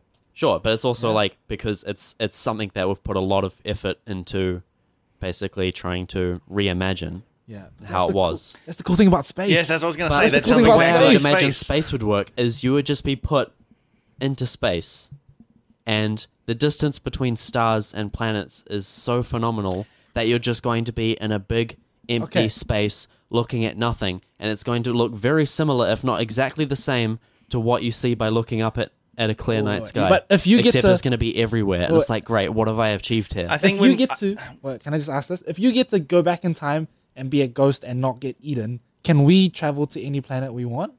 Yeah, can we have no, because that's not hyperspace? space. That's a different planet. That's not space. I mean, you could go see our galaxy. You could travel up. We're in a galaxy. All right, so you don't but consider. we can't see our galaxy. Like we You could can't never see... get to a point where you could see the galaxy, right? Okay, so traveling to another planet is not space to you, because I think that's what we think. No, We- that's it's not. That's what It's we not. think. Yeah, we interpret- you're Because his saying, original one is I can go to a planet in space that has dinosaurs and see them both, and that was the bullshit part that got me angry. that's Yeah, that's, yeah, yeah. that's what I you don't said. get space doesn't mean you get to invent a scenario that you want to see, because that's what it seems what happens to be for some people. But you where could I see- only get to see a fucking turtle, whereas you get to because space and universe is so fucking so infinite. ginormous and so infinite, you can just invent a situation you want to be in, and that's what space is. But our galaxy does exist. You could go and see our galaxy. I get what I mean, you we mean. can see other galaxies. I get what you mean. Seeing stars is pretty boring, but I think what Blake and these guys are trying to ask you is like, do you pick traveling from this planet to another planet or seeing dinosaurs? Right? Like you want to travel this from planet. to That's planet. why I remember changed the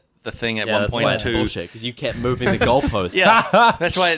First it was space, and then it was like the part of space you want to see, and then it was aliens. Yeah, and then it was an alien that's at least as good as us. And like, I haven't moved my goalposts at all. My goalposts have always been Well, I dinosaurs. keep moving. I feel like I'm not shifting the goalpost You are, away. I'm you shifting are. it towards you to be No. like, here, just get in this goalpost You with just me. want him to pick space. I do. Yeah, you I just want to take space.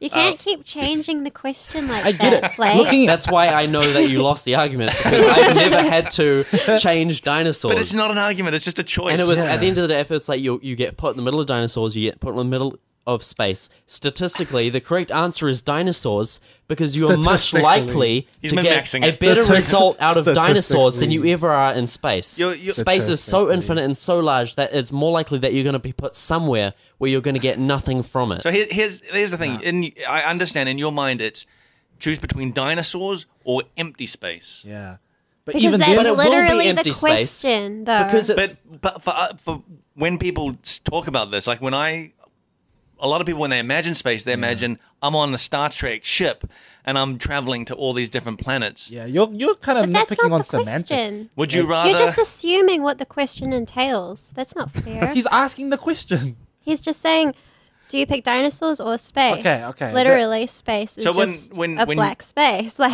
So is that what you thought when we said yeah, 'cause space? that's You're your, like that's your empty question. space. It's not, would you rather see aliens or dinosaurs, or would you rather see like another planet like our planet with people who look like us Yeah. but aren't, which is aliens? Change the question then. Do you want to see aliens or do you want to see aliens on another planet or go back in time and see dinosaurs?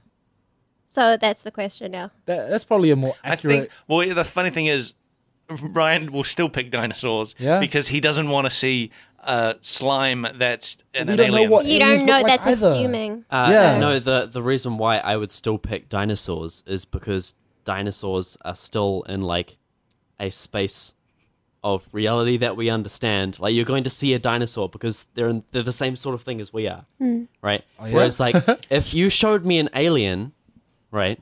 The problem is because the universe is so infinite and life basically could have any real meaning. You could show me a fucking space rock that's alive, but as far as I'm concerned, it's just a fucking rock. And I'm like, congratulations. Or you show me this infinitely intelligent space cloud, and I'm like, it's just gas. Isn't I can't that see anything. fascinating Yeah. by itself? No. You're just No, like, oh my god. I agree with Ryan. Actually, I don't. Because Ryan, the reason why he picks dinosaurs is because how we interpret dinosaurs right now isn't Yeah. correct. We don't Yeah. know what dinosaurs look like. but we And know that the they existed idea in the of- same we space know as they us. existed, and I Yeah. go No. there, and Yeah. they're physically there, and I could appreciate it. But Yeah. it is more likely I'm going to get very little satisfaction out of seeing an alien. It's going to be some like fifth dimensional being, and I'm going to That's see it, one yeah. plane of its existence, and I'm like, what the fuck am I looking at? Or it could be a civilization of like advanced dinosaur people. It could be, but it will There's a very semantics. unlikely be so. What if your dinosaurs were just like big chickens? It's like saying, would you like What if they were just- $20 or a lotto ticket? What if your dinosaurs were just big chickens? do you want $20 or a lotto ticket? That's what I'm Yeah, getting but a from lot of this. ticket that You you're want- guaranteed to win something you- that's at least equivalent to $20. Yeah, but you're not. I'm shifting these goalposts a little bit closer to you. Come on. No, you're not getting a lotto ticket that's guaranteed to win. You're being given a lotto ticket and someone else has paid for it. I'd pick Why is zero. it one? I've lost you. Why is somebody else paying for it? They've just given you a free lotto ticket. Where is this You're going on? getting your $20 of value by being given a lotto ticket. Whereas I'm definitely getting $20 out of this dinosaur experience. You don't even know what dinosaurs look like. That's why I will be the only Yeah. human to ever know what a dinosaur actually looked like. What if they're just chickens? Then I'll be the only one that knew. Is that $20? Yeah, but you'll also be the only one that knows that T-Rex will not be a chicken. If I went back in time and saw it and it was a fucking chicken, that would be a disappointing as fuck. But that won't But you happen. don't know. That's why, right? We have the fucking bones, the We real have the bones. You got the size. You got the size. Yeah, and I'll go back and I'll be the only person who's ever experienced dinosaurs in the environment that they actually lived in. You'll also be the only person to experience a hyper intelligent cloud. Yeah. That I will get nothing from, most likely. And You'll- I'll be like, I just swallowed a bunch of gas. My head's a bit woozy. I want to go to bed now. But see, then you're also assuming that That's it's how a it communicates gas with cloud. you.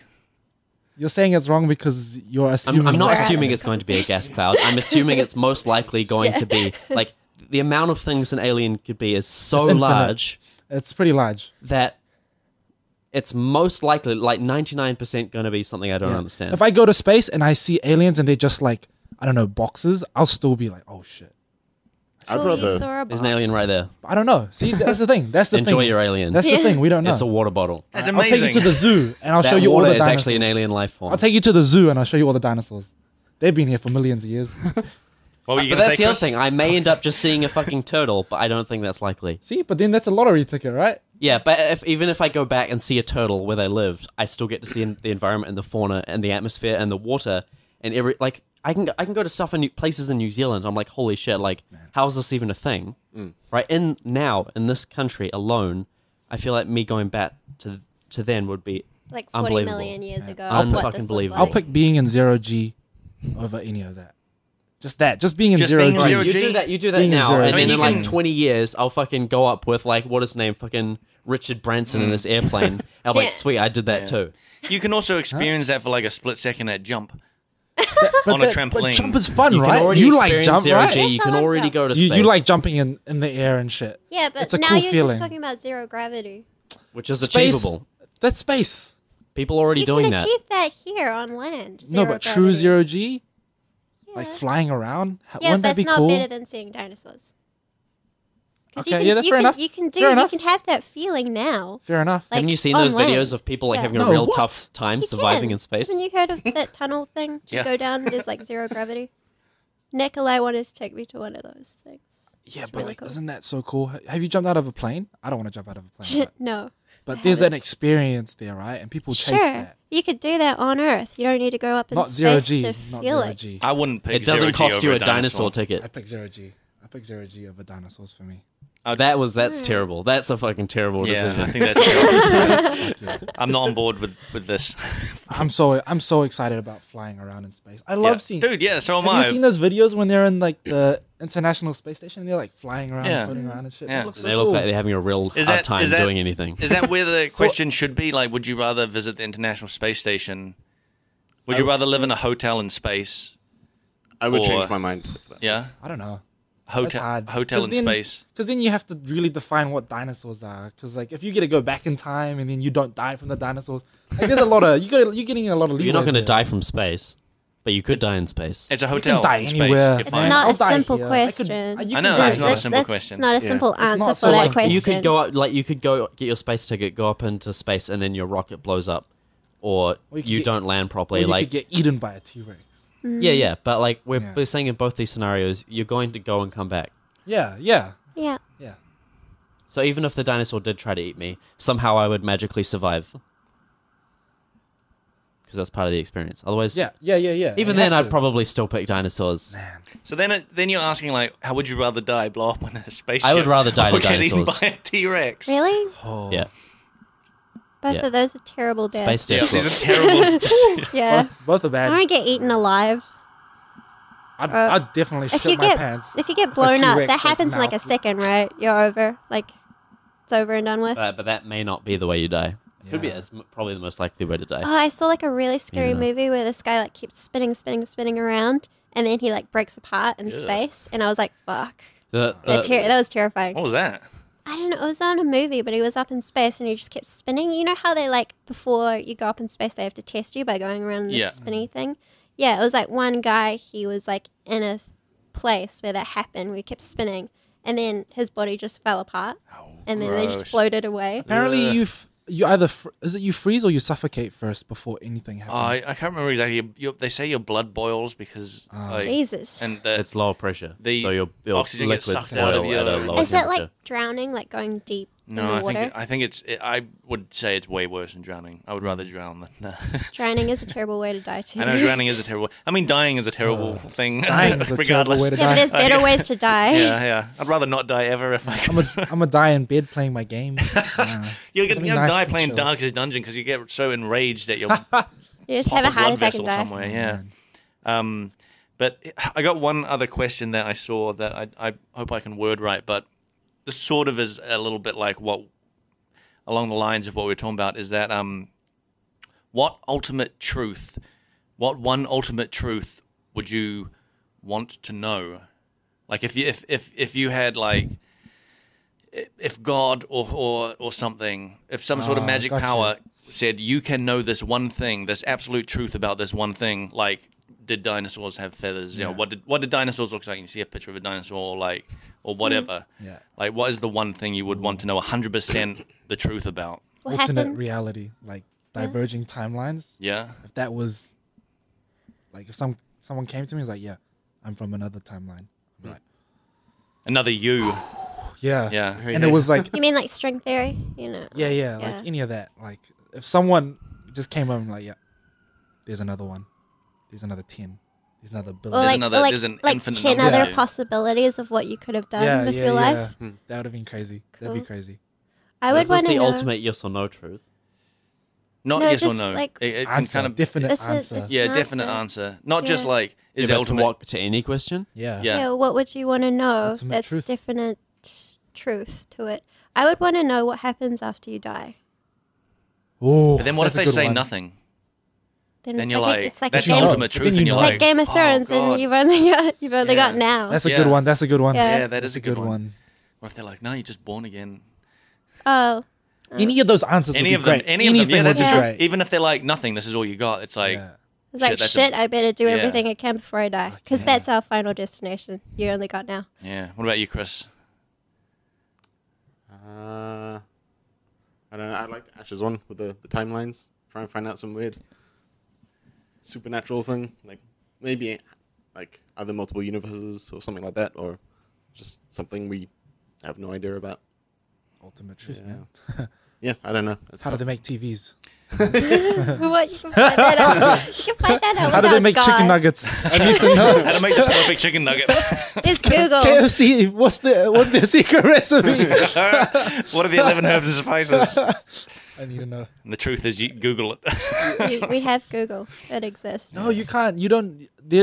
I think is it the secret recipes of KFC is like completely like secret. Like no, there's no. I answer think. out I mean, there. I'm pretty sure you can Google it. Like people Just have shake breaked down it. the people CEO. like make their like Claim version that of they've- it. Claim, But I But don't you- think anyone but knows. the absolute 100%. Like No one you knows. see the original recipe written by, because I think it was Yeah. his mother or something that did it. Yeah, It's so secret that like no one like. yeah. It's like They say it's in a vault. yeah, it's better kept than like aliens. Bro. Yeah. How about you, Ryan? I need to know. Still thinking? I'd probably want to know when humans die out and why it happens. Ooh, want to know some about future face. stuff? Yeah, yeah. That's scary. Some future Wow. stuff. Yeah. Would you really want to know though? And would you try and stop it?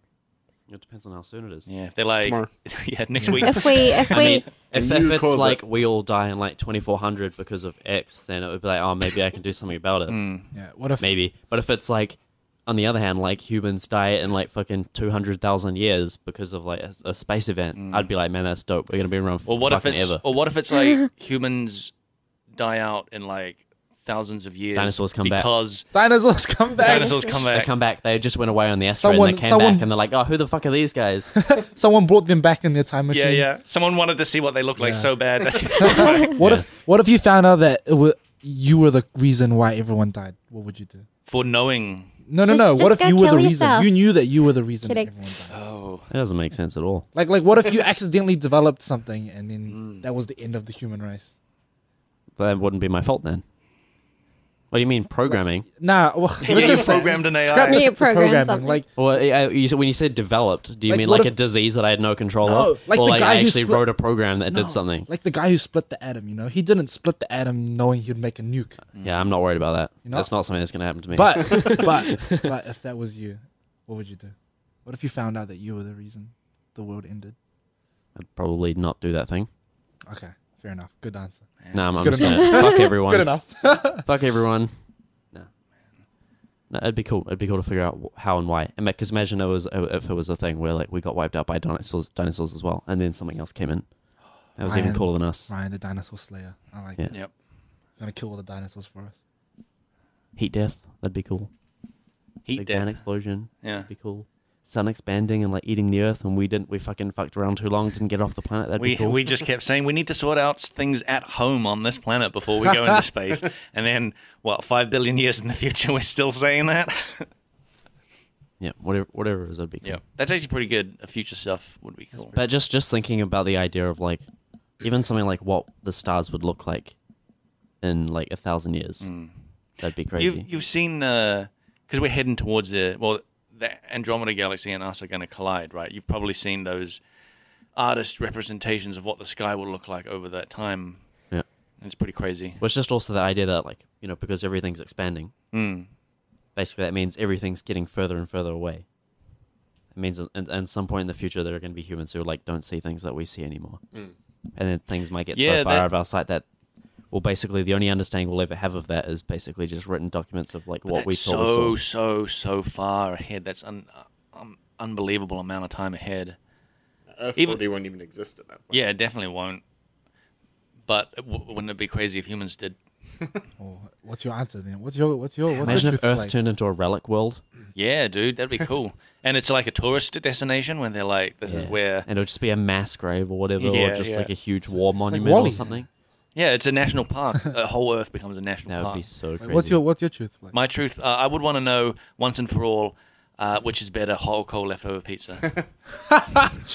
Okay, I changed my answer to KFC secret recipe. You could do that though. You could just go work at KFC. Yeah, you could just go No, with... workers at KFC don't know. Yeah, the they don't, truth. yeah. You just got to work up through the ranks. You just got to work real hard. Like I know, I Sam need to- said, he was like the manager of McDonald's. Or something. I need to you be just got to I apply need to be the yourself. colonel's best friend. What a waste of an ultimate truth. Nah, Yeah, says that you. is quite Knowing right. the spices is just like, yeah.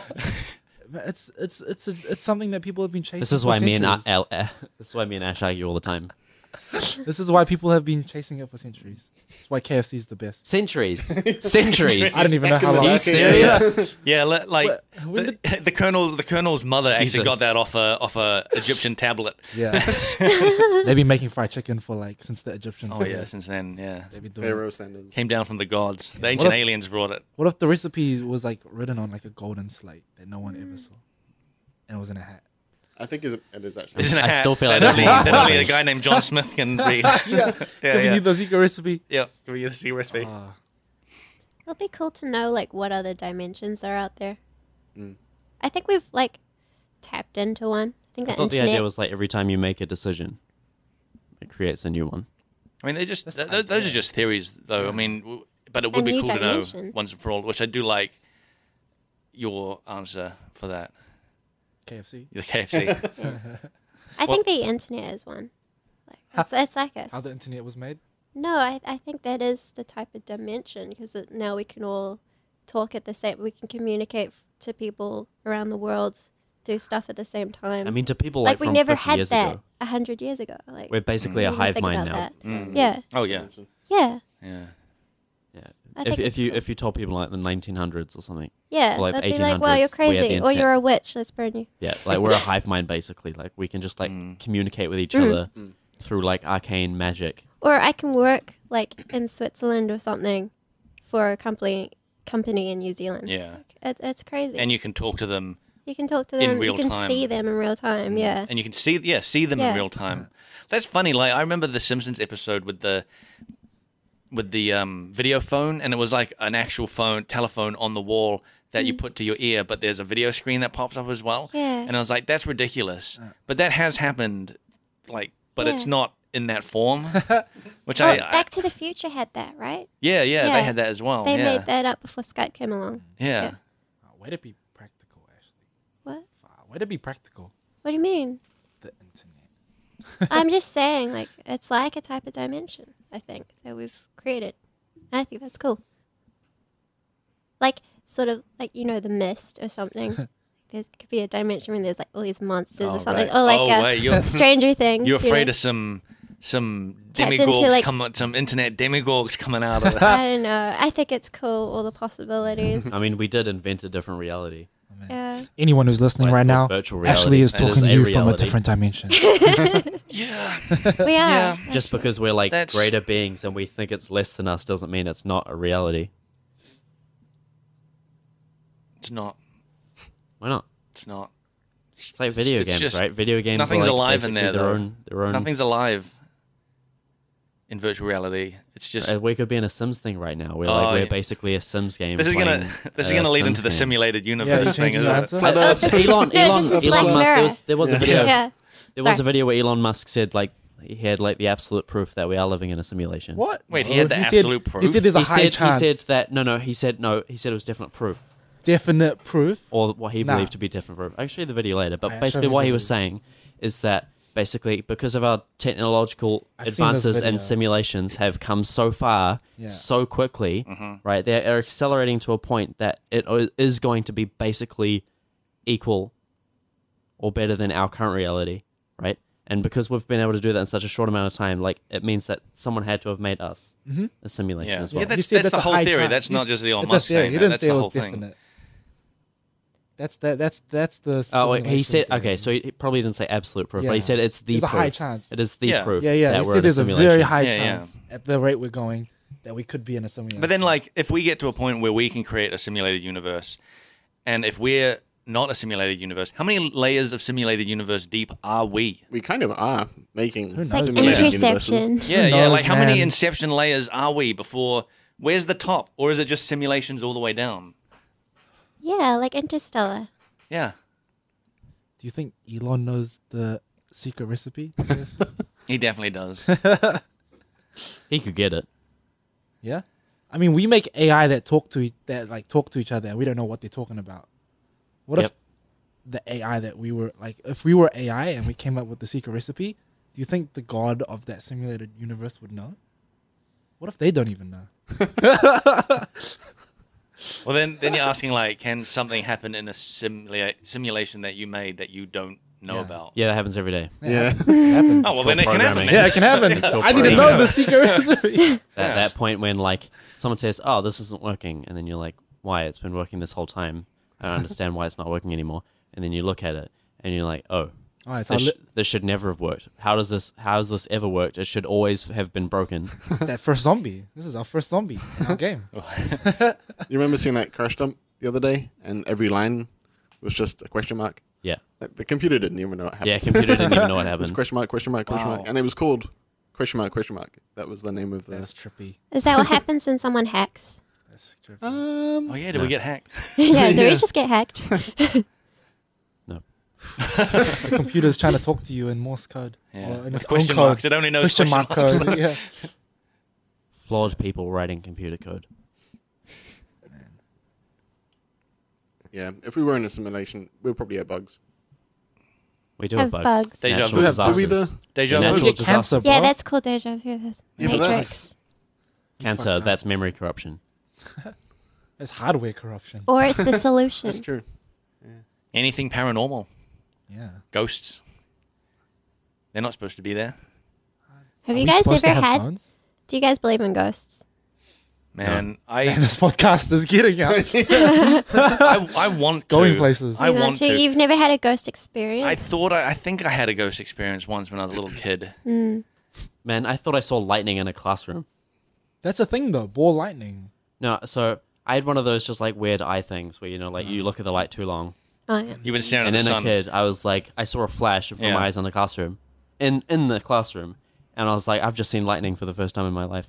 In the classroom. Yeah, in the classroom. That's what lightning looks like. Whoa. And then like it took me like 10 years to be like, that was stupid. That was real dumb. I used to Why like- did you think that was lightning? That's stupid. I just wanted to see lightning so badly that I invented it in my mind. I used to like put my head like on my knees and close my eyes really hard, and then when you open your eyes, you see stars. You're like, whoa, There's all that whoa, holographic stars. colors and stuff. Yeah. Light's also really tricky So though. Like trippy. I stayed in this room like a couple of weeks ago, and it was kind of dark, but the sun was up already, and the curtains were just open in a weird way.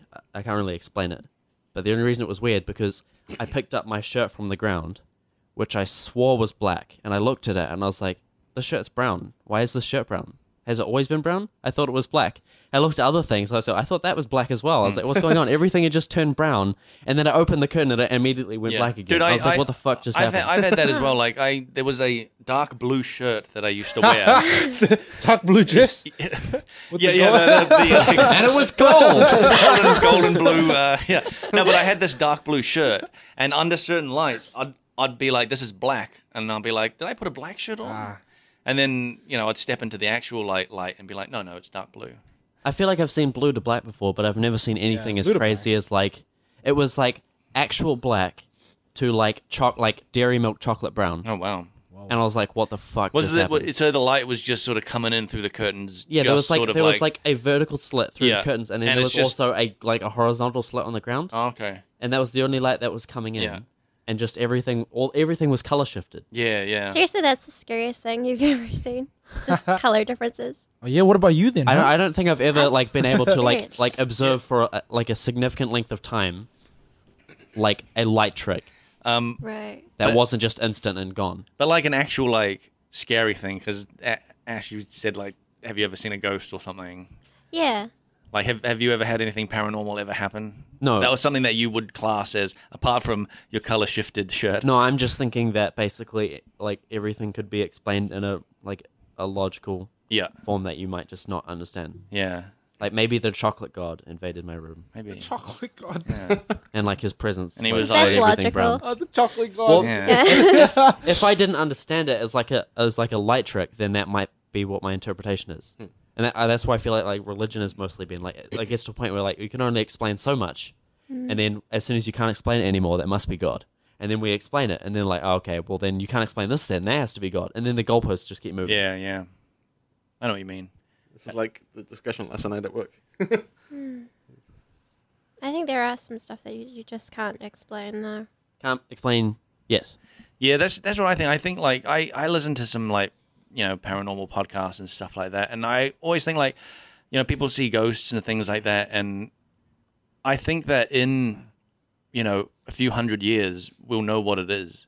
Whether it's like actually some sort of energy thing, or if it's just something in your own brain, like we'd know. I feel like, I mean, Well, your mind does play tricks on you. If yeah, you think absolutely, something absolutely. happens, Yeah. you can be made to think, oh shit, that was something Yeah. supernatural. But there are some things that I've experienced that I'm just like, Oh, okay, man. you can't fake that shit. Tell us, what do you got? yeah, what you got? I don't want to say. I'll tell you my ghost story. Okay, yeah, you go ahead. Okay, so when I was a little kid, I woke up one night and I saw what I thought was my mother standing over me, because my mum had a big white dressing gown at the time, and it was like this very white figure. Ooh, fuck that. And I thought it was my mum just standing over me, and I said "Mum" out loud, and then this thing collapsed down into like a ball and then sort of disappeared, and I was like, that's weird. And I was just a little kid, and I thought, well, maybe it was like I was only half awake or something like that.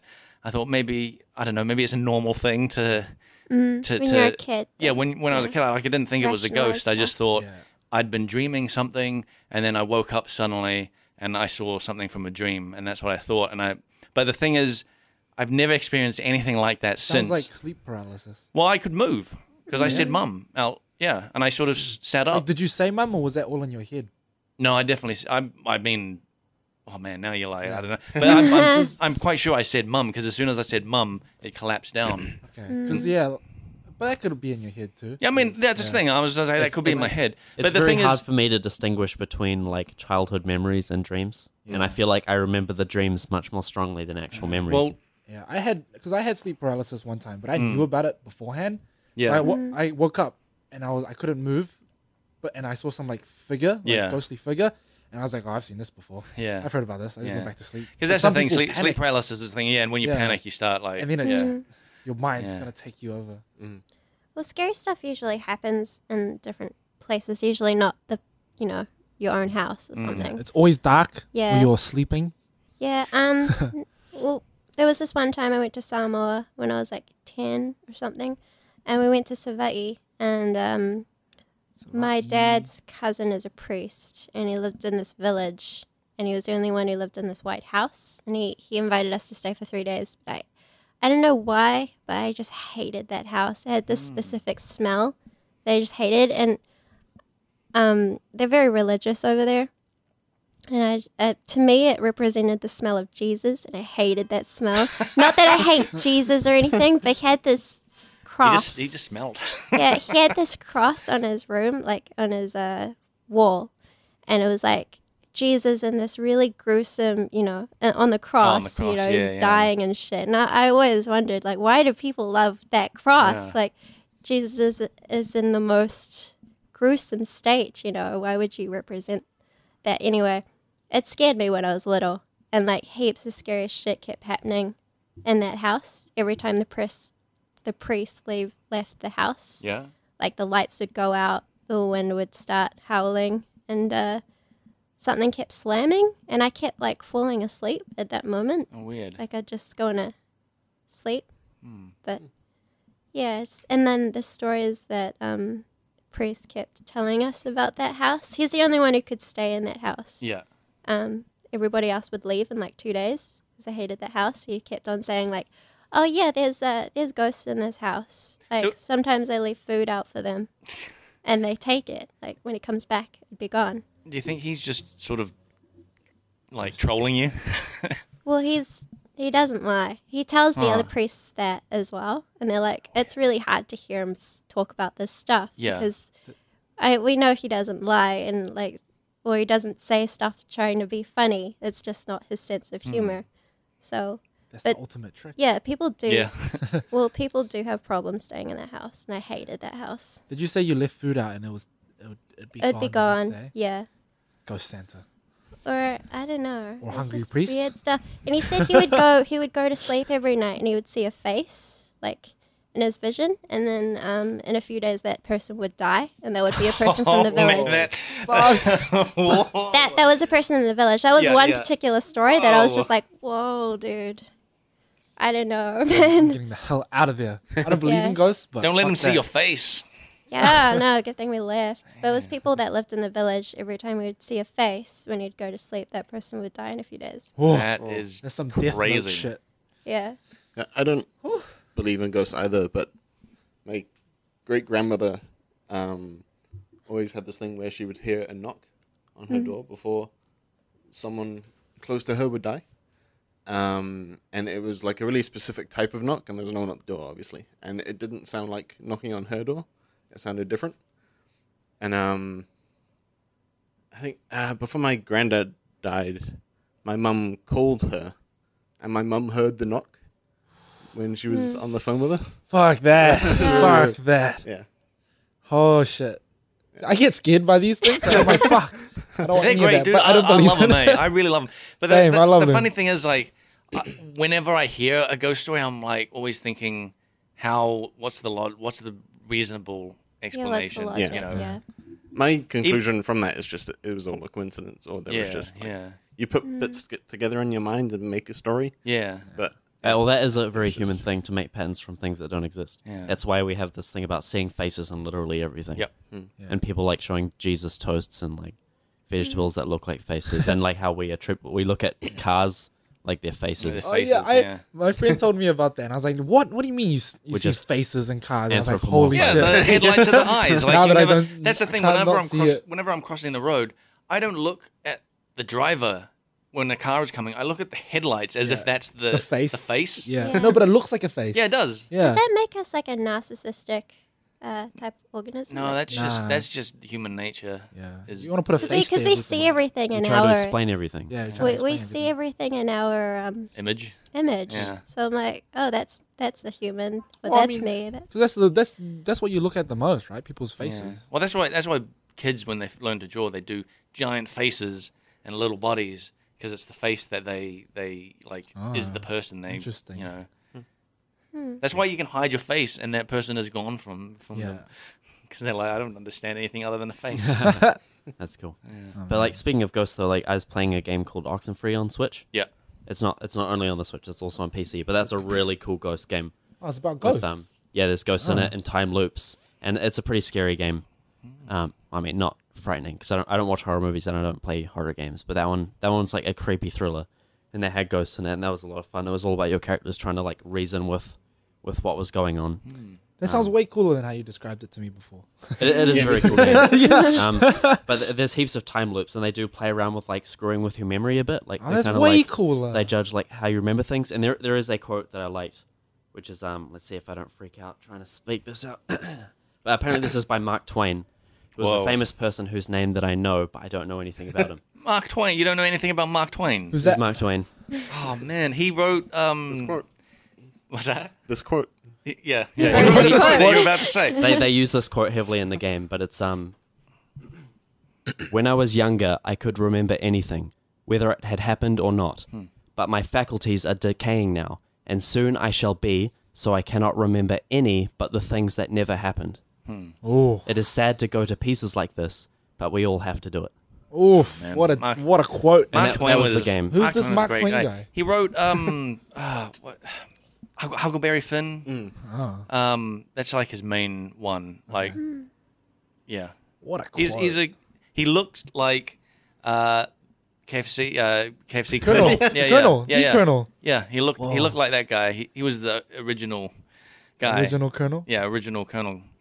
I'm Maybe- not doing him justice in my like, explanation, but like he's a well-known, famous writer from like 1800s, probably, maybe. Yeah. Speaking of the Colonel and things you can't unsee, you know how when you see the logo, it's like him and he's in a suit and his tie. Yeah. But if you like look at it a bit more, you can almost like imagine that the tie is like a little human body and the head is just a giant head. Oh man, It's crack up when you see it.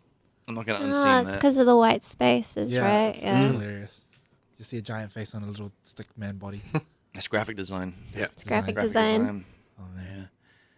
Yeah. But I do want to see that Oxenfree game is really good, and I think everyone should play it. I might try it now. It's it was so good. Like they said that quote at the beginning of the game, and I didn't take any notice to it. And then when they repeated it to me at the end of the game, I was like, holy shit, my mind just got blown. Nice. And then after that again, they blew it again multiple times. And it wasn't until the end of the game where I was like, I didn't appreciate anything that just happened until right now. I'm kind of like freaking out. And then I played it again because I was like, I wasn't happy with, I was like, I'm ready to finish this game. Yep. I finished it. My mind got blown. I was like, no, I can't leave it like this. I started it again, and then my mind was blown for a third time. Damn. But it's basically a pick-your-own-adventure novel, but in a game. And I never liked pick-your-own-adventure novels because there was a whole Right. lot of page flicking. Yep. But this one was great. And you kind of need multiple playthroughs to fully understand what's going on. Only on Switch? Or? Oh, or Steam as well. I think it's on Steam. I've heard people mention it, but I didn't know anything about it. For your phone for like $1. Yeah. Oh, right. $5, and I didn't get it. But I'm gonna get for the Switch now that you explained it like that. Yeah. So should we wrap this up? We've been going for like Oh, we've over been at it 2 for hours. Shit. Yeah, yeah. So I want to thank you guys for coming and filling in for Nick and Saveun.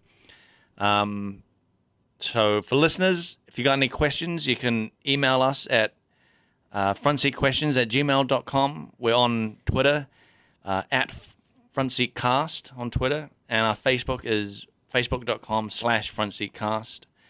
Our YouTube as well is youtube.com/frontseatcast. So again, thanks Ryan. Thanks Ash. Thanks Ashleigh. And thanks Chris. Thanks, Blake. It has Thanks, been Blake. great. Thanks, Blake. All right. And we'll be, I think, both Saveun and Nick will be back next time. So Is this where the outro music is? yeah, this is where the outro you can probably hear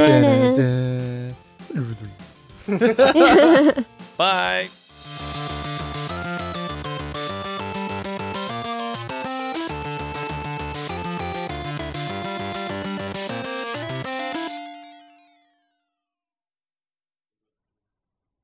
I reckon I'd just get really angry.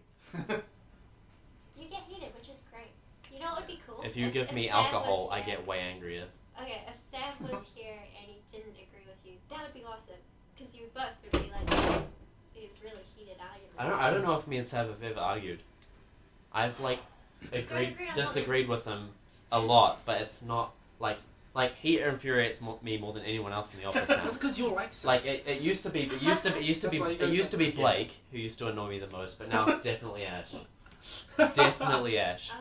But like at the work party, when I got drunk, like I was arguing with Blake and he kept saying things were fine, and that made me mad because fine is like the worst word on the planet, because it's like you're saying it's fine as if it's like up here, but what you actually mean is down here, and like but you're playing it here and it's Fine. fucking shit. It's fine. It's fine. But like, I was getting so angry, I was just like smacking my hand at the table, yelling at Blake, and then throughout the night I'd be like, my hand hurts. And I'd carry on drinking and yelling at him. I'd like, why does my hand keep hurting? And it wasn't until 2 days later, I'm like, what the fuck's wrong with my hand? And I'm like, that's right, because I was fucking smacking it on the table. I don't and even getting remember really angry. arguing with you at the office party. You guys were that drunk. Wow.